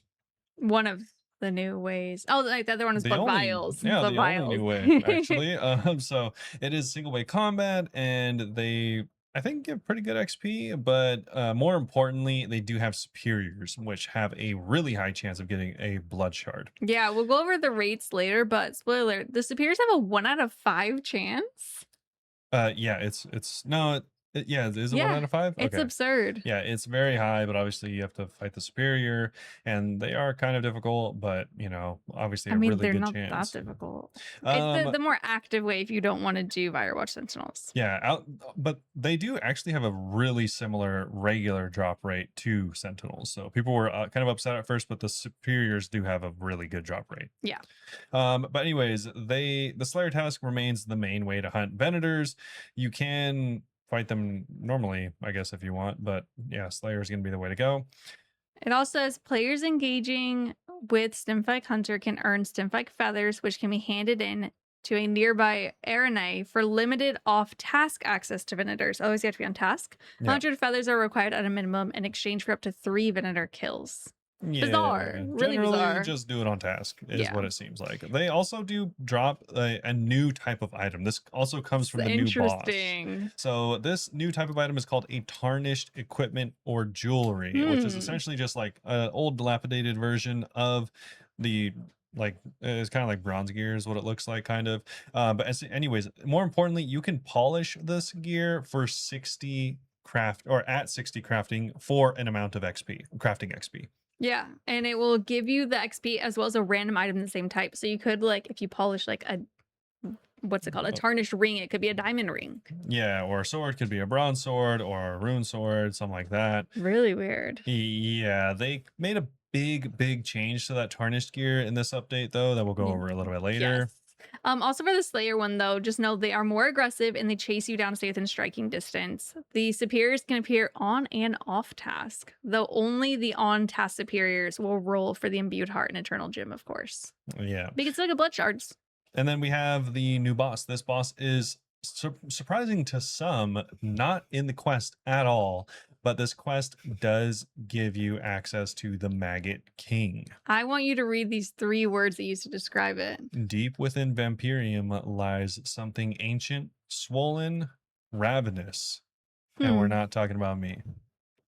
Okay. So anyway, the Maggot King is a new repeatable solo boss encounter unlocked after the quest. Yeah, like you said, it's not even in the quest though, offering a unique challenge for players ready to take on one of Vampyrium's most grotesque horrors.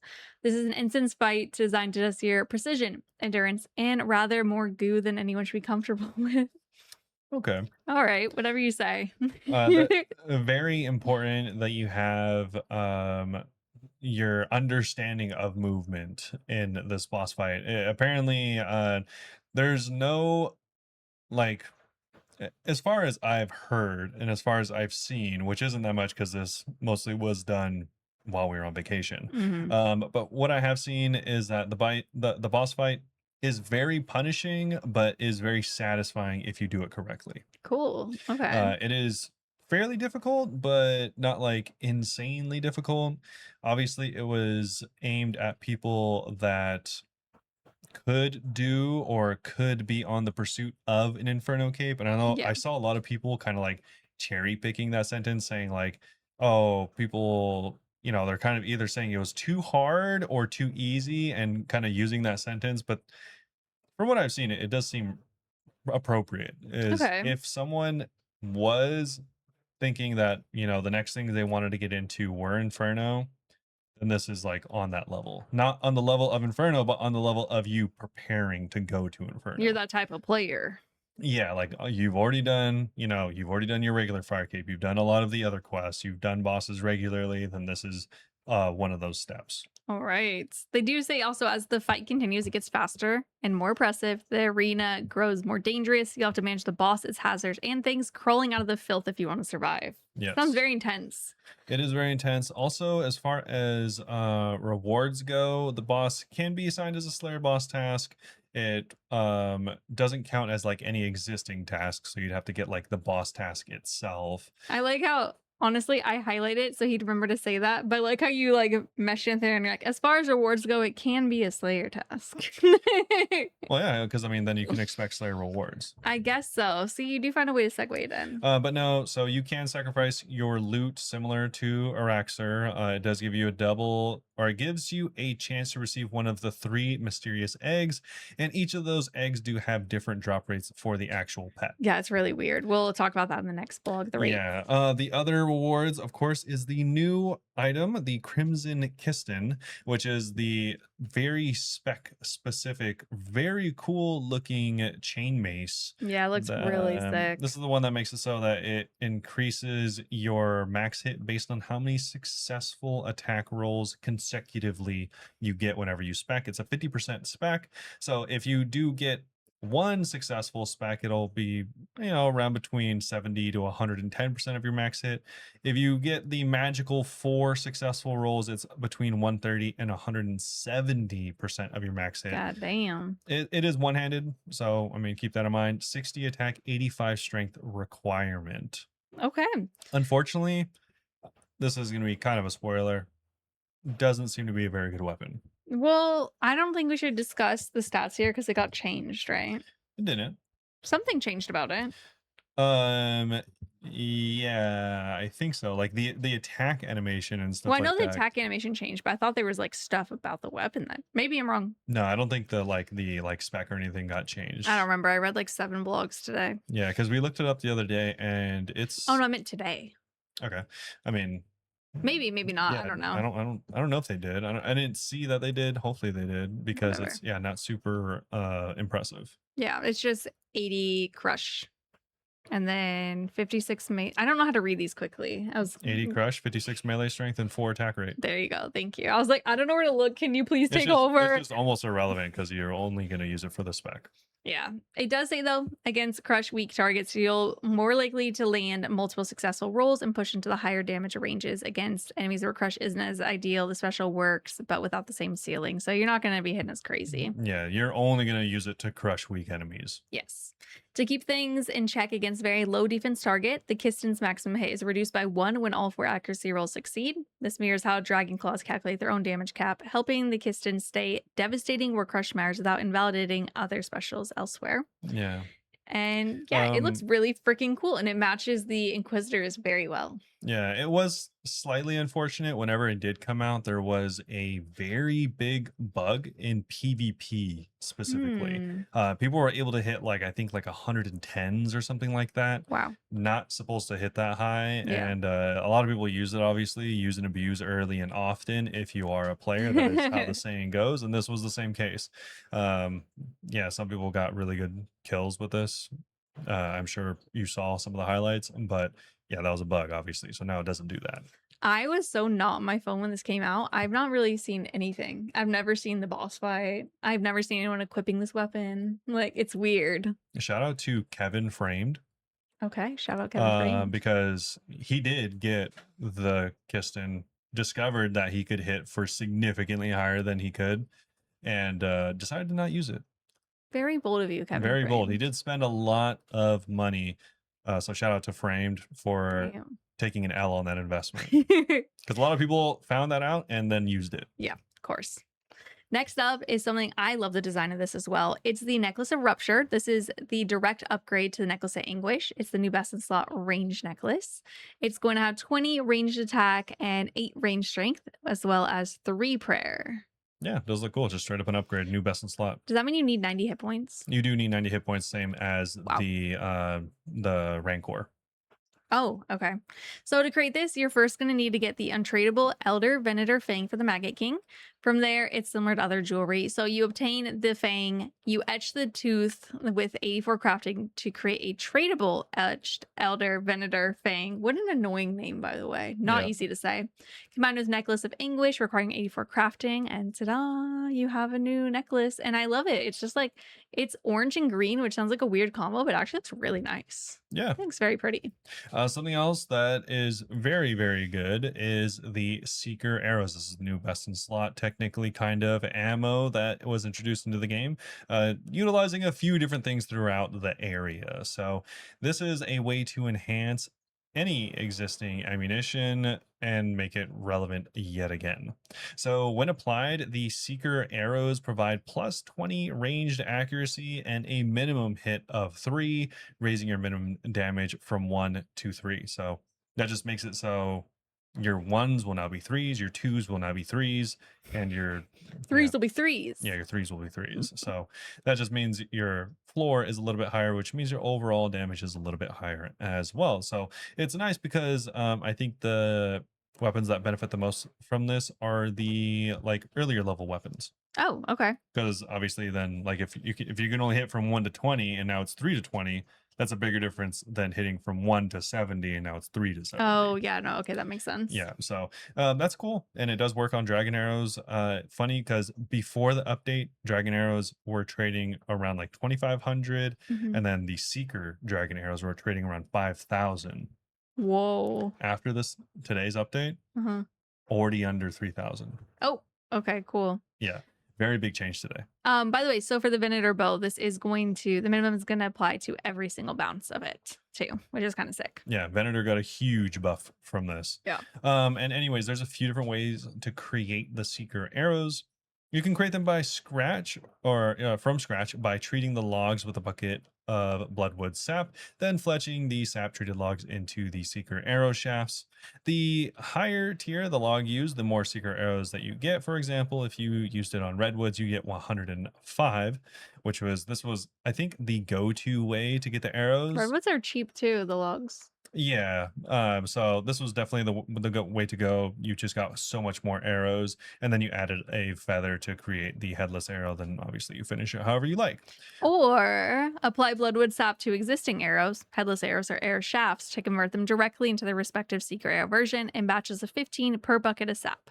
Yeah, this just took way longer and way more sap as far as I understand. So like you could do this, but it sucked because if you already had the arrows made, like if you had 100,000 like dragon arrows, then Yeah. this is the only way, obviously, but it was just so much slower than making them from fresh. Of course. A few extra things to note though. So secret arrows work with any standard arrow types from bronze to dragon, including broad arrows, but cannot be applied to poison or fire ones. I looked up fire. It was literally only used during a quest. Because I was like, what? Nope. Secret arrows are tradable once completed, but seeking arrow shafts and seeking headless arrows are untradable, and sap treated logs cannot be burned. Cool. That's it for the quest for this blog, at least. This is still like the original blog, by the way. We've not even actually gotten to the updates. Yeah.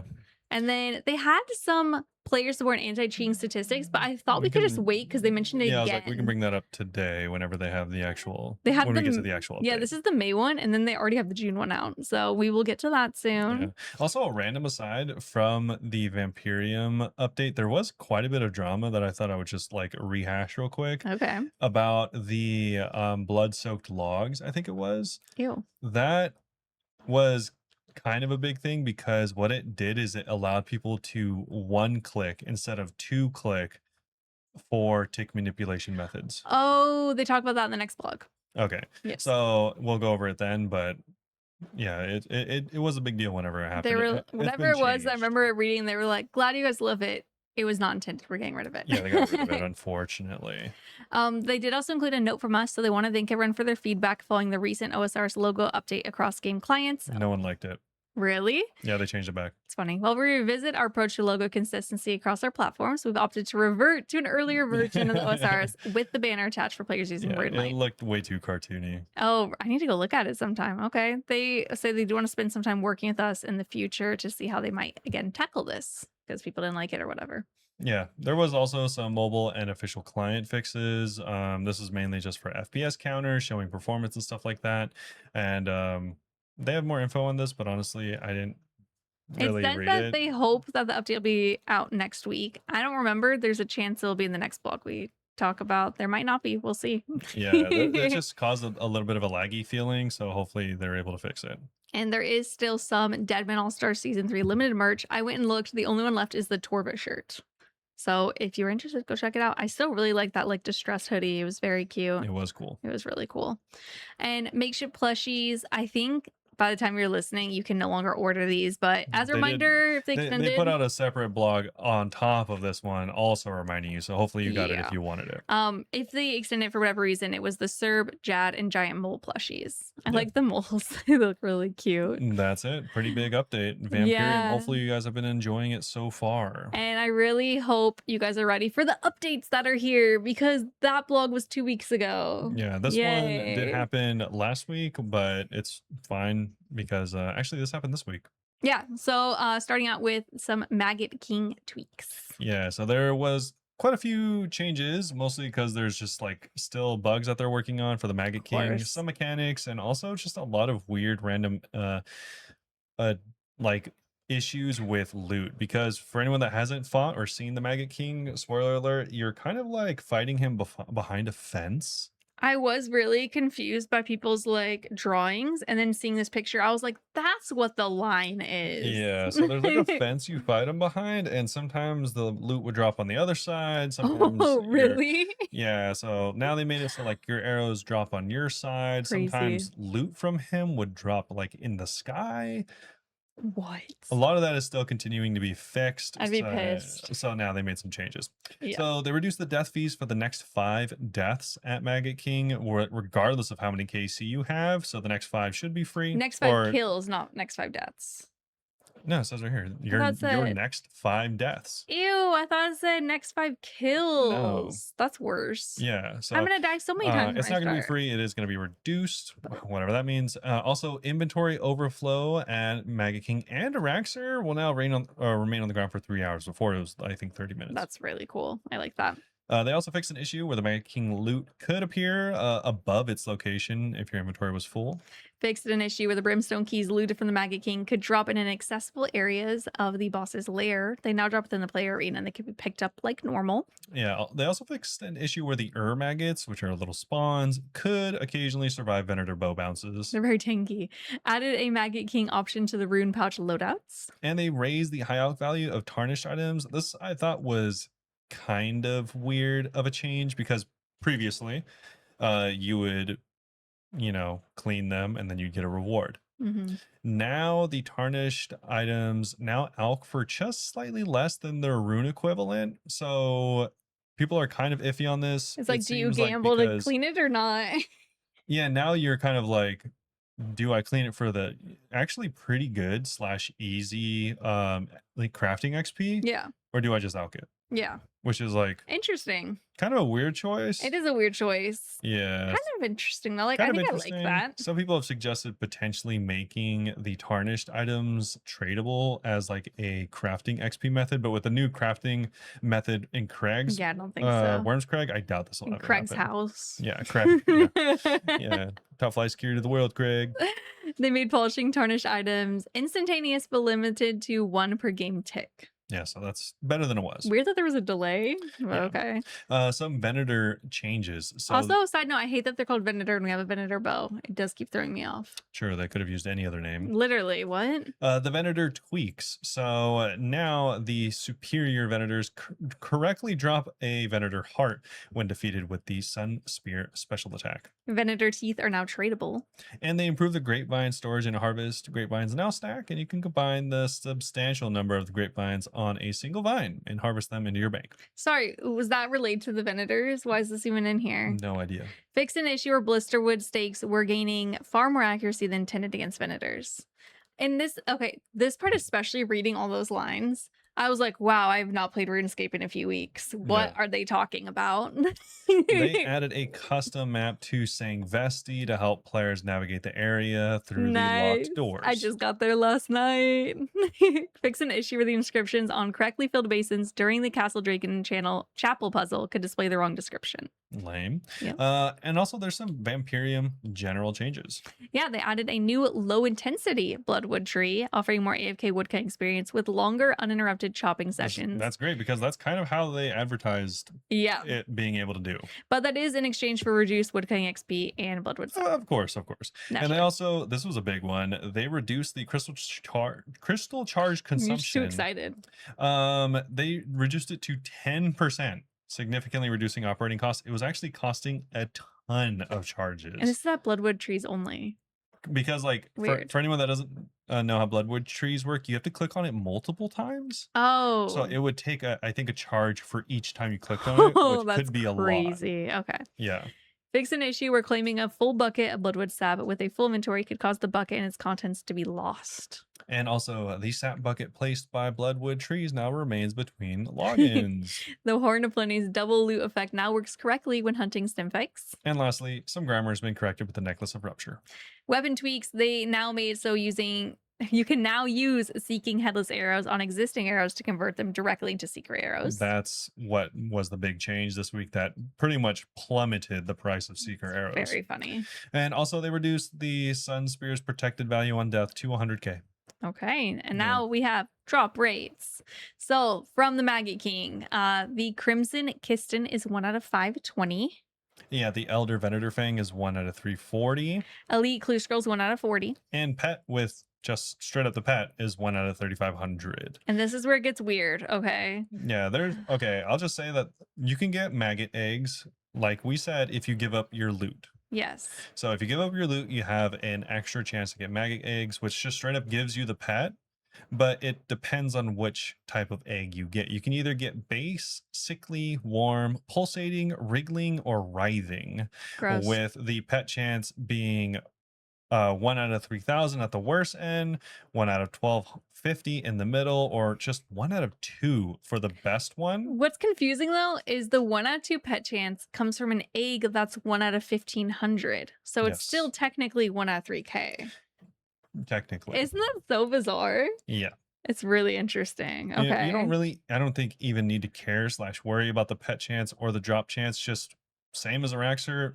If you're giving up your loot, you have a higher chance of getting the pet. Just think of That's it all that you way. need to know. Yes. And with the Venators, they do have a drop rate of blood shards 1 out of 860, which is slightly better than the vampire drop rate, and then a 1 out of 5 for superiors, which vampires don't have at all. All right, cool. That was it for all the new stuff going on, but we do have a bank tags update. Yeah, that was cool, but honestly, I think the bank tag update is way cooler. I thought this was actually such a good idea that I did not think of. So they put together a nice little import export feature. They want to make it easier for people transitioning from phone to tablet to a PC with the same gaming tags. To help with this, they implemented the import export function to bank tags.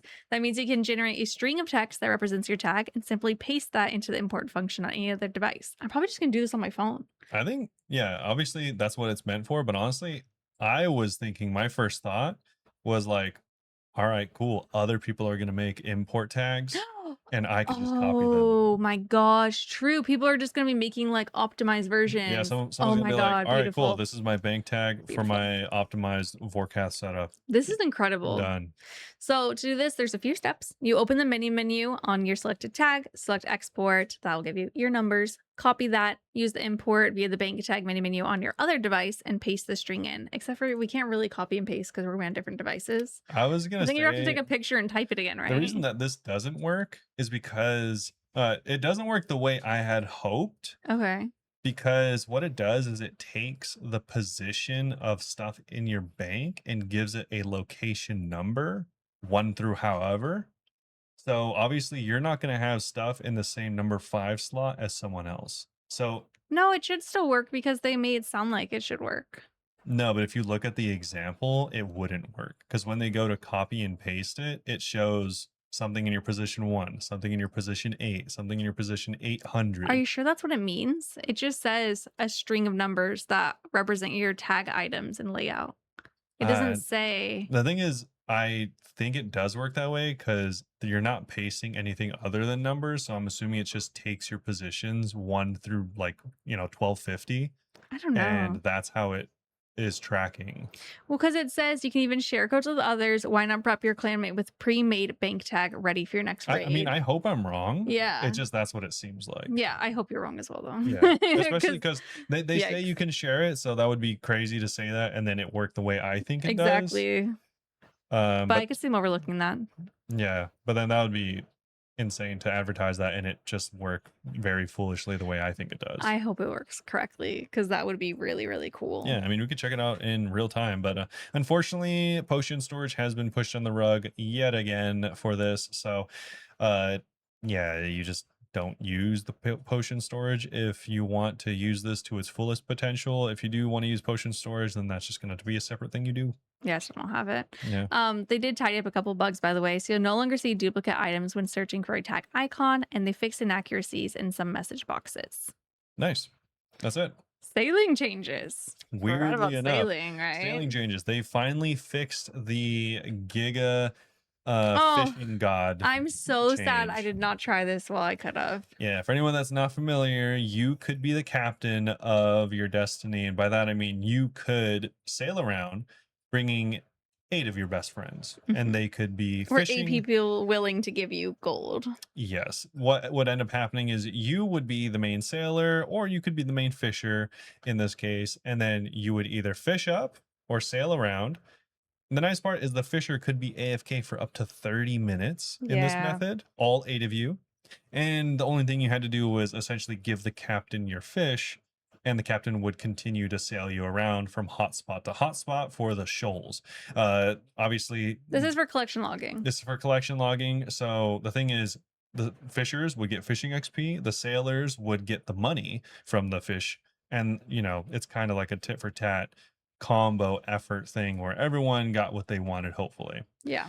It was kind of too It was good. probably too good. Considering the sailing captain, at least whenever this first came out, was getting above 20 million GP per hour. Wowzers. I think It went down in price a lot. yeah, I That's was why like, they're I nerfing think it. it settled down to somewhere around like 6 or 8 million per hour last I checked, which wasn't very recent, so it could have even gone lower I think than it's that. a lot less. They literally even say that they are changing it because it significantly increased the amount of Marlin entering the game. Yeah. So now Marlins have become cheap, which they're not supposed to be cheap. Yeah, and regardless of how much you were making, you were still making money, like a lot of money, just by taxing these people around, and they were getting pretty good XP rates for pretty much 0 effort once every 30 minutes. Yeah. So it just wasn't ideal for the game, and of course, it low-key ruined the fish economy. So they're Not the fish economy. not removing this, but they're making it so now you have to be active. Yeah, so players who don't interact with the client for 5 minutes while using the trawling net facility will now automatically disengage from it, which is nice. I mean, 5 minutes is still pretty good. Yeah. Now this is also a really big change. Baiting shoals is now tracked on a per player basis instead for the entire boat. Captains can still ask their NPC crew to bait shoals on their behalf, and we hope these changes strike a better balance. So this hasn't really been removed, but like low-key kind of. It's just been very nerfed. Yeah. And also, when a sea monster is killed while you're locked into the cannon, you'll no longer automatically resume firing when it respawns, preventing cannons from being wasted. Yeah. Okay. Cool. Other changes. In Bounty Hunter Worlds, we've moved the dispenser fee to the entrance gate of the Wildy Agility course to ensure players trying to engage with the Agility course are not constantly attacked by players with little to no risk. Cool. Also, the auto charge for some reason from the bank was charging rev weapons up to 17k instead of 16. Oh, So yeah, interesting. they fixed that. Also, there's some cheating reports. yes. Yeah. So we skipped over the May one. We'll just go over the June one. So average response time from Jagex in June was 21 hours. They resolved 76,000 queries. Queries. Live chat queries resolved was 5,700.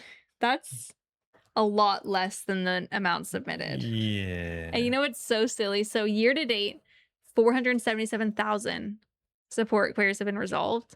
29,000 live chat queries have been resolved. That's wild. So most people are probably just having to click like yes and no, and then that's it. I mean, I guess so. Yeah, I don't know. Report action messages, 111, right? 111,000 this month. Macro bans? Yeah, they I always banned get confused what macro bans are.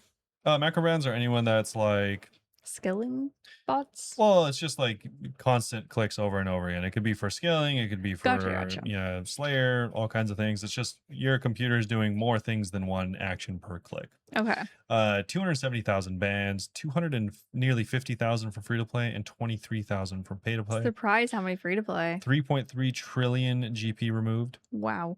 Railroad trade or bans and Yeah. OSRS. What the heck? Total 16K. That is 4,500 free to play, 12,000 pay to play bans. Yeah, and 4,500 chat spam mutes. Nice. Yeah, shout out to all the people like spamming that one person's OnlyFans in like Dude, everywhere seemingly. I don't know if I told you, but someone like commented on one of our shorts and then they said something about like, oh, I love this game. Unfortunately, like I was muted. And I was like, hmm. And someone replied and was like, why? Or maybe they're just banned. I don't know. They called someone the F slur. Yeah. Someone else was saying something like really creepy, to be fair. But I'm like, you don't reply to something creepy by calling someone a homophobic slur. The only person you're hurting is gay people. Why aren't you calling them something more specific? That's just really random hate speech. Yeah, it was. So I actually blocked them from the channel. I was like, what? Yeah, GG. Anyways, speaking of really cool community interactions, we do have RuneFest coming up. 6,000 people will hopefully be attending. 92% of it is sold out, so halfway to 99. So, Wow, yeah, halfway 99. there's only the regular tickets, which are about £200. So yeah, go buy them if you want. You do get like a little goodie bag, and obviously you get to attend the event, which is 2 days long. Yeah, there's gonna be stage entertainment, parties, competitions, golden gnomes, land zones, goodie bags, and merchandise stalls. I think Mitchy Fox is gonna be selling there. Cool. I wonder if they're gonna have exclusive stuff for it. Maybe. Man, I need to not be poor by this time. If you want to maybe you can't wait for the actual RuneFest, there is going to be a little bit of a community event going on, mass chambers with mods Rach, Elena, and Megan. You can go like streamer Megan. Streamer Megan, Oh, yeah. that's cute. You can go do the organized Chaos Mass Chambers event, and this is going to be July 17th. It'll be done by the time you hear this, but They do these a lot though. they do these a lately. lot, yeah. Yeah. This is actually really cool. They do say that they don't want people to take alts because it's capped at 100 players. And they want the most people to join as they can. Yeah. I like that they set that little rule. Also, random update for RuneScape 3. Yeah, so I think that they're trying to get us to play RuneScape 3. Yeah, essentially they just completely redid the construction skill from levels 1 to 120. They added 650 new decorative pieces, and Wow. they really changed up the skill. Yeah. So hopefully that's cool for people that play that. Go check it out potentially if you're interested. It's so weird because this is like our mods in a parallel universe. It's like not quite them, but you can tell they all play RuneScape. No, you can tell they play RS3. That's true. I do like that girl's like orange hair though. It's cool. Oh. Anyway, we have a community spotlight, the RuneScape art community. Yeah, I had some community stuff from the rest of the community. This first or your first? We'll do mine first just because there's only it's very brief. How to one up me. Okay, go. Just a week ago, shout out to the original OG, Zezima's anniversary of him getting 99. How many years in ago? all skills? 50? 21. Wow, that's crazy. Yeah, shout out to the very first one to do it. Oh my god. 21 years ago. Wild. Also on top of that, shout out to the new, not the new OG, but a new player that I like to call an OG. Sure. Mulgoat Kirby. Oh, I mean newer than 21 years ago. Yeah, newer than 21 years ago. Very cool segue. But Mulgoat Kirby was doing a bit of a content run that I've mentioned before. Very impressive run. He was trying to get the lowest combat Grandmaster achievement for the combat achievements. Crazy. Luckily, he was able to do it. The previous record was done as low as 100 combat, and he was able to get the full Grandmaster combat achievements done at just 85.1 combat. Absurd. I was telling Robert, like, not only is that impressive, I think 85 is the lowest you can I think 85 physically. is the lowest you can. But the fact that they didn't level up in, like, they got their attempts in such like a timely manner that they didn't level up is pretty impressive as well. But yeah, very, and also out. he had to do them low-key as early as possible so that so you can save all the 85s. Yeah, because if he got to 85 and then did the easier ones, he might have gotten higher. Crazy. Yeah. Crazy planning that must go into that, to be honest. Yes. And that's anyway, it. Yeah, so back to the art one. This time they were joined by two people. The first is Presleek and the second is Tizem. I'll read their little about things. So Presleek draws cartoons and comics. Once in a blue moon, they'll make an animation. They've been playing RuneScape for about 21 years and posting RuneScape art content Zezima? for about 15 years. They are currently one of the leaders of the RAC. That's RuneScape art community, I think. Rack, who knows? Rack. I think that's what it is. And Tazim makes music, mostly on the EDM side of things. They're server moderator for RAC, often working on server maintenance and technical issues. So yeah, it just has like some details about what kind of stuff they get up to. They asked to share some of their favorite pieces. Presley has a really cute one of them. I'm assuming it's like their little character petting all the dogs in Varlamore Yeah, in all front of the 3 of them. cabbage. It's really cute. And I think it's supposed to, I don't know if it's supposed to be, but it looks like a reference to Avatar. There's a guy yelling at his cabbage cart. Avatar: The Last Airbender, Mm, shout out to them. yeah. What were you trying to find? I saw you scrolling up. Was it the Crash Oh, it Bandicoot? was Tazim. They were saying that one of the first games they got into was Guns the Duel, and honestly, that game was so What sick. kind of game was that? It was a third person over the shoulder Korean competitive shooter, and it was sick because like if you the movement was so weird in that game that if you knew how to move correctly, you could like while wielding a sword, low key like climb walls by Mm. like attacking the wall and like air stalling with your sword. Oh my God. Yeah, it was actually super technical, such a cool game, and then it essentially died and the second game also sucked. So, Oh, lame. yeah. Typical story though. I wanted to read this story real quick because I like skimmed it whenever I was looking at the picture. So the post Coliseum cabbages is the picture, right? So it's a piece that means a lot to me for multiple reasons. This was by Presleek again. They say in summary, it was a way to express my gratitude to Maud Skylark and the OSRS team for adding my late girl Lola to the game in Varlamore. Oh, shout out little It was their puppy. dog. They say the Shining Kingdom's release, it was the first major piece I had made in almost a year after injuring my dominant hand. So not only is the subject matter something so close to heart and weighing on me for so long to make, but it was tangible proof for myself that my hand was healing and that I could still pursue my artistic aspirations. Aside from the helm of Neatsnot, Prez's gear in this piece is what my brother used when he got his first quiver. When he got it, he immediately took a screenshot with it next to Lola. That, Masori. yeah, that little moment was inspiration for the composition of this piece. No words can explain how much this gesture meant so much to our whole family. That's really sweet. Yeah, I little love that dog so much. Oh was my God. immortalized. That's really cute. Oh my gosh. And then they have like a funny Zora. what's it called? Comic? Yeah, Because why does Zora drop 1,000 flax notes? no one And then knows. they just show her telling someone to hop because she's digging up flax in a field. I don't know. Yeah. And then a Studio Ghibli inspired. Studio Goobly is I crazy. was looking at you because I was like, is he going to mention I I messed mean, I up? wasn't going to, but you looked at me, so I was like, obviously you just messed up. Yeah, they just called it My Neighbor the Giant Mole, and it's just a cute little animation. And then Tazim has some like little EDM remixes that are RuneScape inspired, which is actually like really sick. And yeah, so the RAC, by the way, is RuneScape art community. I just saw it right there. That's cool. So they have some cool stuff. They show like a little calendar collab that was going on. And then they share some art from other people around the community. And then this is just like a really talented community. Like there's always really pretty stuff going on. So I would go check stuff out.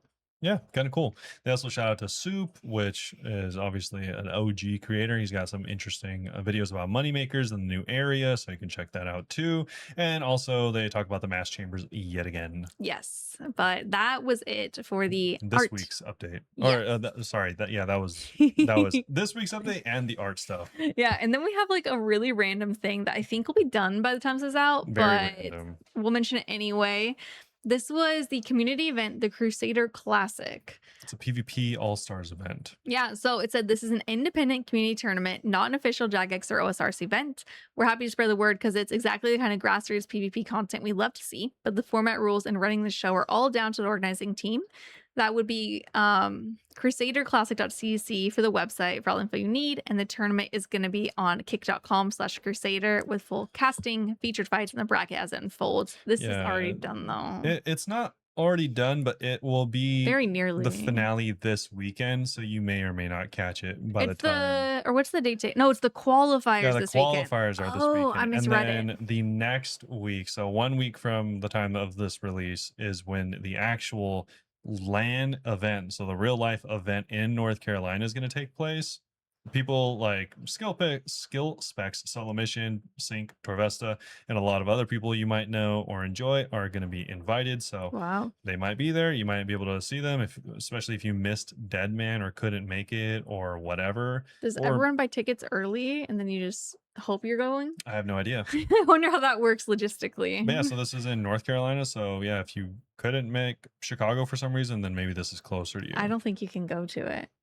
I think it's just online. It doesn't say you can Yeah, it doesn't go. say you could buy tickets. I don't know why I thought you could, but they It's really not. missed out on that one. I'm just imagining it's at someone's house. I know it's not, but I think it's funny to imagine it's just at Yeah. someone's I'm house. guessing they just don't want people to cheat, I guess. So they're just gonna have, or they want it to go on without getting DDoSed, maybe. Maybe. So they're gonna have an in-person thing, but I'm guessing it'll just be Yeah, it's all streamed. just gonna be streamed and people are doing their own POVs as well. Okay, yeah, never mind. Don't buy a ticket. Save yourself some money. Buy tickets, but you're not I mean, going maybe, anywhere. yeah, You're getting maybe scammed. you could go to North Carolina and like, you know, chat them Feel up or their energy something. near But you. yeah, you're not going to the event. They're also back with season 2 of the OSRS official podcast. They want to be us so bad. Yeah, Mod Ed Mod gets to talk Ed. about his adventures with obviously his child Vampyrium, and the quest tied to it, but also he worked on other stuff such as like DS2. Yeah, it said that they talk about his journey from intern to quest lead, the terrifying experience of pitching DT to a RuneFest, and what it takes to write stories for a game with more than 2 decades of history, and why finishing long-running quest lines properly matters so much. They also talk about nerves, his storytelling inspiration, James Bond, Airsoft, Warhammer, and the very important question of whether Bollocks was the right call. True, Warhammer's cool. Instead of Bollocks in the egg quest, they almost just put the F word. Frick. Frick. But the real one. Yeah. That's kind of funny. Yeah, Warhammer's really cool. I know. I was gonna say you'd probably actually really like this episode. I mean, I don't know. I Anyway. don't play Warhammer. Just like He just likes the I lore. just like the lore. That'd be funny if you watched it and he was the same. Yeah, He it's doesn't play it funny. either. He just likes It's the funny lore. because like it's such a I mean the whole tagline is it's a grim dark future, and it is so grim and dark that like luckily you kind of don't even need to guess. You can kind of just assume that anyone you like dies, That's really sad. because everyone dies. Oh my There's no god. good guys and everyone dies. That should be the real tagline. Jesus Christ. Well, anyway, Yeah. this season on the OSRS official podcast, they're going to be joined by mods Ash, Jerv, Archie, Surma, Nin, and other, with plenty more stories from behind the scenes of OSRS. I actually like that instead of doing creators only, they're having like mods, because Yeah. while having creators on is cool, and I mean, obviously I can't talk too much grief about that because that's what we do. It is cool to hear point of views of people that normally you wouldn't hear from. So Yeah, that's kind cool. of sick. Yeah, you can check it out on any of the other podcast platforms, probably where you're listening to this as well. Yeah, I think we made pretty decent time for finishing all those blogs. Yeah, there was a lot to go through. We were trying to be efficient. Yeah, we had a lot to go over. I feel kind of bad for taking so long recapping our trip, but hopefully Don't. you guys skipped it if you didn't like listening to it. Well, if you didn't like listening to it before, you can listen to it now in the Q&A because we actually have a question about it. Oh, I really thought we weren't going to have any questions for the Q&A, and I was like, okay, I'll make the episode faster. Hardiger and Matt pulled through 6 hours ago to ask their questions for this week. shout out to them. We'll start with the RuneScape question, I guess, and then we'll move on to it. This is even a RuneScape? Yes. Never mind. I was thinking about in real life for some reason. So for Matt, would it be interesting if walking and running speed change based on the surface you're on? For example, on a stone path, you're faster than on grass. But on grass, you're faster than the sand. And the snow, you're even slower than the sand. This means, for example, if you're chasing someone and you purposely click on the fastest surface, you can catch them easier. Like if they run in grass, you run on a path, you're a bit faster. Dude, I would hate this. I would hate it. I'm so sorry. I already hate running in this game. Yeah. I think it'd make it worse. But I can see why it could be fun and it would make you think. But this is one of those things that other people think is fun that I don't like it. I just want to move, you know? Yeah, I'm not a fan of that, mostly because I feel like it just limits play styles. Okay. And I don't like the idea of that, especially because movement is already so limited in this game. And also, I feel like it would be easier to digest this in general if they just permanently added run to the game. Yeah. I think they should just do that at this point. Yeah. And also, Mod Kieran and like Mod Kieran personally, as well as a lot of other people, have said that they kind of just think it would be better if we removed run energy. Mm-hmm. So I don't think adding more like constructs or constrictions to it would be good. That being said, I think there could be some room in adding a type of layer as far as like buffs, debuffs, or separate effects based on terrain.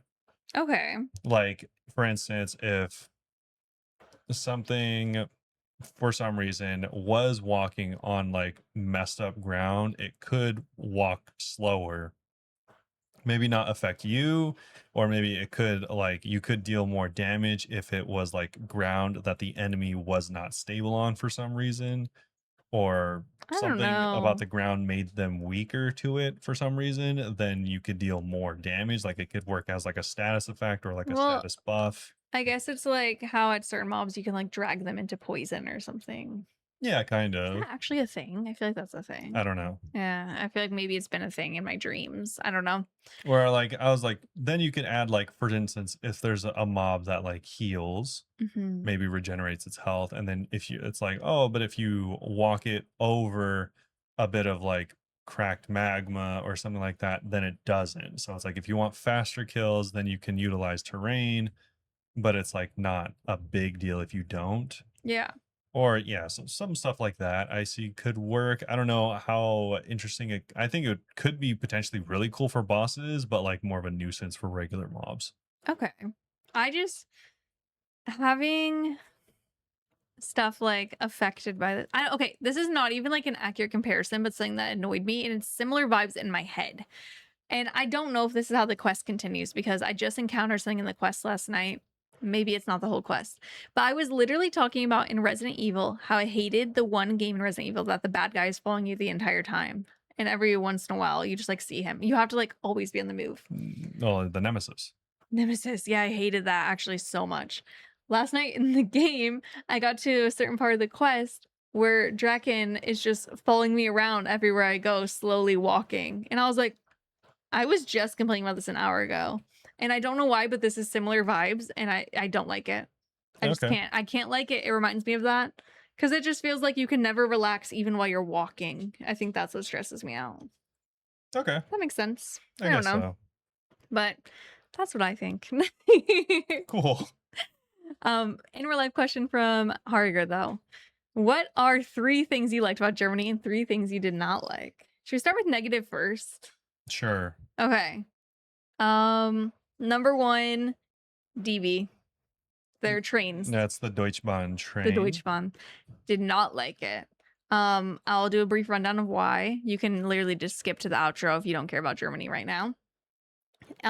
It's not as easy to use. You maybe we just did it wrong, but it's not like in the Netherlands where you could just like preload a card and just tap the card every day. It was much more annoying. The trains were delayed a lot. We actually missed our train to Cologne and had to buy new tickets. Fem's train back to Belgium showed up 20 minutes early and did not even say that on the app. She just saw a random board, asked an employee at the train station, and they were like, oh, yeah, it's leaving in 3 minutes. I would run. Yeah. So it was just very inconsistent and not a fan. And it kind of sucked. And I feel like it wasn't as accessible. Maybe we were just like not in the best part of town to access it. But Well, yeah, yeah. it wasn't as convenient as you would hope it was. Yes. And also it was really inconsistent in how you pay for it. And also really I I guess like punishing for no reason. So, for Okay. instance, if your train would leave at 3 and you missed it, but there's another one in 5 minutes, well, unfortunately, you bought the train for 3. You didn't buy the train for 3:05, so now you have to buy new tickets, Oh yeah, even if we it's just only a started 5-minute difference. we started buying 24-hour group tickets. Yeah, so it's like if they had a system where it was just tap on, tap off, oh, you went this many stops, which is this many miles, we'll charge you this much. Really a fan of that. That would be way better, way more convenient. Obviously, they do have residential passes, but we weren't residents, so we couldn't take advantage of Yeah, they those. had a regional train pass that we really wanted to get, but it wouldn't let me sign up for it because I didn't have an EU address. Yeah, It was so it's even, I like, think, showing countries outside the EU. It just didn't say the US. And I was like, I don't know anyone's address to put here. yeah, or if there was a preloaded card like in the Netherlands, then that would be cool too, Yeah. but they didn't. And As far as we could find, at least. yeah, so just not great. Also, yeah, just honestly it just wasn't as good as you would hope, Yeah. especially considering it is more available, just not very good. Is that one of the 3 that you did not like? Yeah, sure. Okay. What's your That and second? also the second was honestly I didn't think it was that bad in general. There's not like a lot of specific things to complain about. I have a small one that's just Europe, and it's just like a personal issue. I don't like It's just, you know, it's everywhere there, that you have to wave over the waiter when you want your check. Oh yeah, that's just Europe. It's so awkward. Oh, I have social anxiety. I don't like it. Yeah, I think it should be standardized. Yes, because it's not the same everywhere. Yeah, I mean, we Some didn't. restaurants were just bringing the check to you. Some restaurants were not. So it was like, I don't know what to do here. Well, it's awkward because there's three options. One is they're like, all right, cool, here's your check. Option two, you have to wave them over. Option three, you have to get up and Yes. go and pay for it at a different And location. I don't know how to tell which one's which. I So I just didn't think like it's kind that. of whatever. Like you either know or you don't. Yeah. We had all three of those. Yeah, and that was the same thing in Amsterdam. Same issue. That's kind of annoying. It's like, I do wish there was just like a universal, we're doing this. yeah, yeah. I definitely agree. It's And a then, small thing, but yeah. yeah, honestly, mostly it's around like travel. Like I just wish it was like Easier to travel. easier. Yeah. Just in general. Like, yeah, I don't know. I guess I'm like spoiled because in Amsterdam it was like so easy to get around. Yeah. And I don't they have know. more trains available in Germany, but it's just like just far enough where it's like, oh, this is kind of inconvenient. Yeah. That's why I'm also saying like maybe our complaints are just happen to be based on where we were staying. Yeah, if you But did have I a don't bike though, I think that would solve a lot of issues, but obviously we're not renting bikes. Very true. Third issue? Third complaint? I don't think I really. Yeah, I don't really have it. Oh, Like, the AC. Sure. sure. Yeah, Yeah. that's just that's like a stupid EU thing. I think that you guys should grow up. I think just the Start cold, using cold AC. stuff in general. You guys should have AC. You guys should have ice in your drinks. It's 2026. Both of those They make were those. selling cups of ice at the grocery store because Yeah. they know people want ice. The thing is, like, you just have to freeze the water. Not that big a deal. You guys have freezers. I know you do. I know you do. Just put the water in there. I think that this is really, I mean, it really does go to show that Germany's pretty chill when our complaints are like, I guess you guys should just start using ice. Yeah. Yeah, it's just like Little things. it's 2026. Yeah. Those things make life better. Have those things. Yes. Like we don't need. We're not living in the dark ages anymore. What are 3 things you liked about Germany? Number one is that like it was easy to communicate to people. Like I wasn't, as a tourist, I wasn't a fan that no one was like, oh, you're clearly from not here. Let me use a different language. Let me use English, which is like a more universal He's language. spoiled from Amsterdam. Like not a single person tried to use English right away, which as a tourist is a complaint, but as someone that understands that that's a ridiculous expectation, I appreciated that everyone did speak English if you asked. The only reason I mind is just because I don't know any German, so I kept like in my head not knowing how to say, do you speak English, and wanting to see the Dutch version. Sprechen the English. Yeah, I try to remember that, but I just wasn't very good at it. That's Yeah. I mean it was pretty Again, easy. I think my to remember. expectation was slightly spoiled from Amsterdam, where everyone low key just They even if assume they you speak even if they English. spoke Dutch, a lot of them would just speak English from the get go. Yeah. Which I think that there's a meme, isn't it, right? Where if you move to the Netherlands and start learning Dutch, it's like a meme. They're like, why would you do yeah, that? that's why you would do that. Yeah. But in Germany, everyone for sure spoke German, but Yes. luckily 95% of them also spoke English. They just didn't default it. Oh, something I really liked about Germany is that seemed like pretty progressive. Like there was just like pride flags and stuff everywhere. It did seem very progressive in general. Yeah. And I think that the US is really backtracking on that recently. Oh, So it was really nice to see and felt good. And even like, I thought it was so interesting. So I'm going to share this fun fact because it was so cool to me. On the way to the concentration camp that we went to, the tour guide was telling us how like before Nazis and stuff, like in the 1920s, Berlin was like so progressive that had like 180 gay and lesbian bars in the city. Yeah, And I just thought that was the coolest thing. yeah, obviously that changed, but yeah, that was cool. Yeah. I read that too actually in the US, that it used to be like, I mean, it goes in waves, right, between progressive and conservative. So it's kind of interesting to think about. So I like that.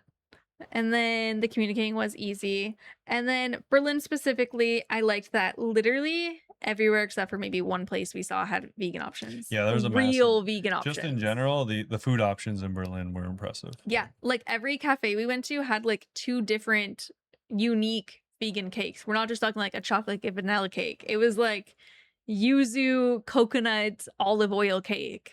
Like delicious. Yeah, That it one was was really good. That was yeah. my favorite cake. Yeah, I think that would also be like a good thing is like yeah, there's just was even if you were a regular eater, not vegan, like there's the amount of like Oh restaurants yeah. there is like unlimited. Yeah, and I also like that I mean, same with Amsterdam, I guess, that it's definitely like expat center, you know, like people from all over the world. So you can find any kind of food. Yeah, It's not just German food by I any means. I But the thought of German food was something. good. I thought of something that I could complain about, Ooh.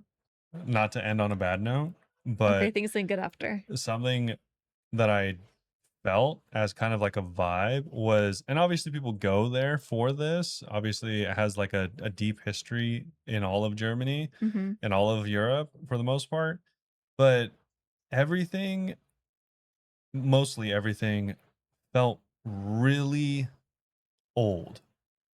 And that's cool for some things, like architecture, that's cool. Beautiful. The fact that our train felt like a ride at Disneyland and had no AC was insane. That In was funny. Berlin, one of Yeah. the more updated and like, like metropolitan areas, just like random things were just so old or so not even necessarily old, but just like so like dated Yeah. and just like I guess so.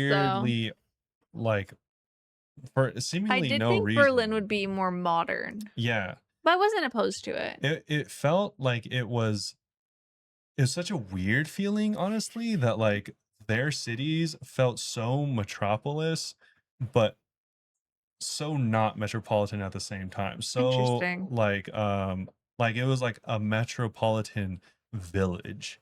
Hmm. Like if you go to a city here, everything feels relatively new. Like there's always like I don't know, like any new stuff you can imagine, it's here. There, it just felt like a lot of things felt like really. It was more of a vibe necessarily. I didn't catch it as much as you. Yeah, I don't know. It's just a lot of things felt like really like odd. The disparity between things. Also, I wasn't a big fan. There's just infinite um well graffiti everywhere. I liked that.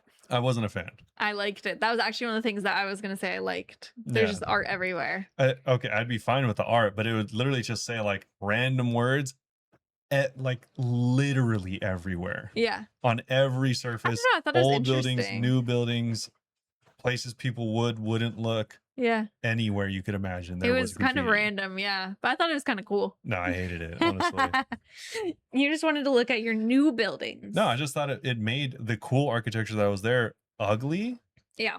or the bad architecture look even worse.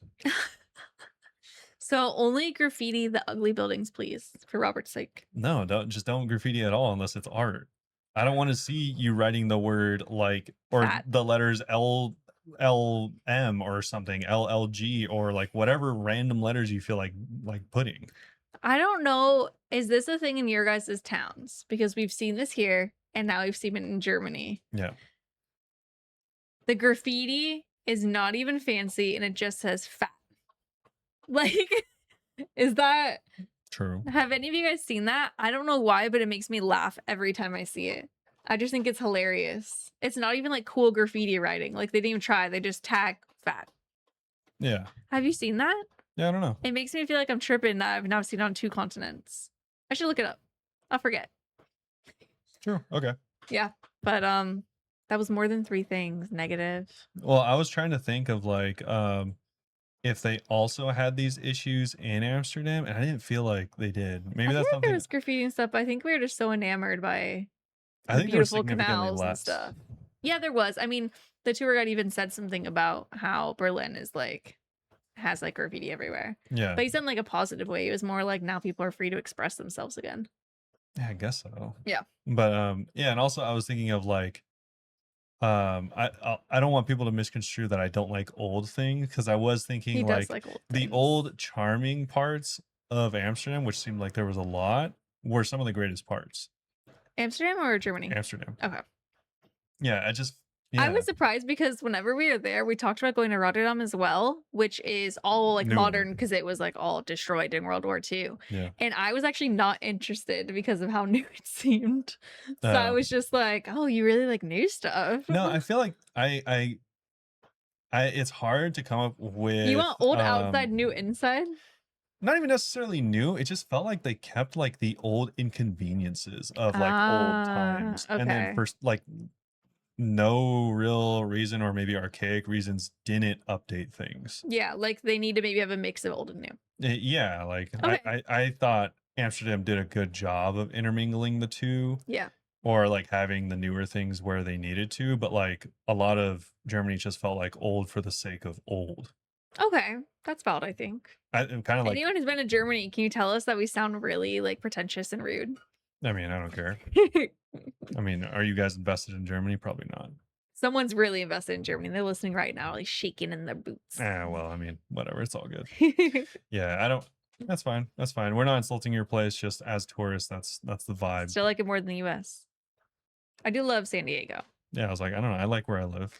But I mean, I do want to move overseas. So I'm Yeah. like, Okay. I don't know. Yeah, I'm we torn. don't have to pick sides right now. No one's asking for this. I'm like, Yeah. Either way, we had fun, good time.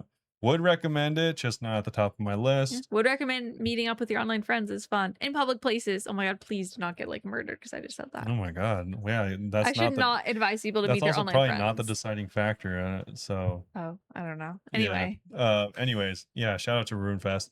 We hope you all enjoyed it. And if you did, then you can obviously follow us on our socials. our Twitter and TikTok are Bunebape OSRS. Twitch, YouTube, Instagram, and Blue Sky are all Bunebape. And I stream 4 days a week at twitch.tv/Bunebape and YouTube. So come stop by. And I'm going to be working on this freaking class. I should probably do it off stream, but I don't know if I'll have time. Yeah. So hopefully you all enjoyed it. And if you did, then we'll see you all. Very soon. Bye. Bye.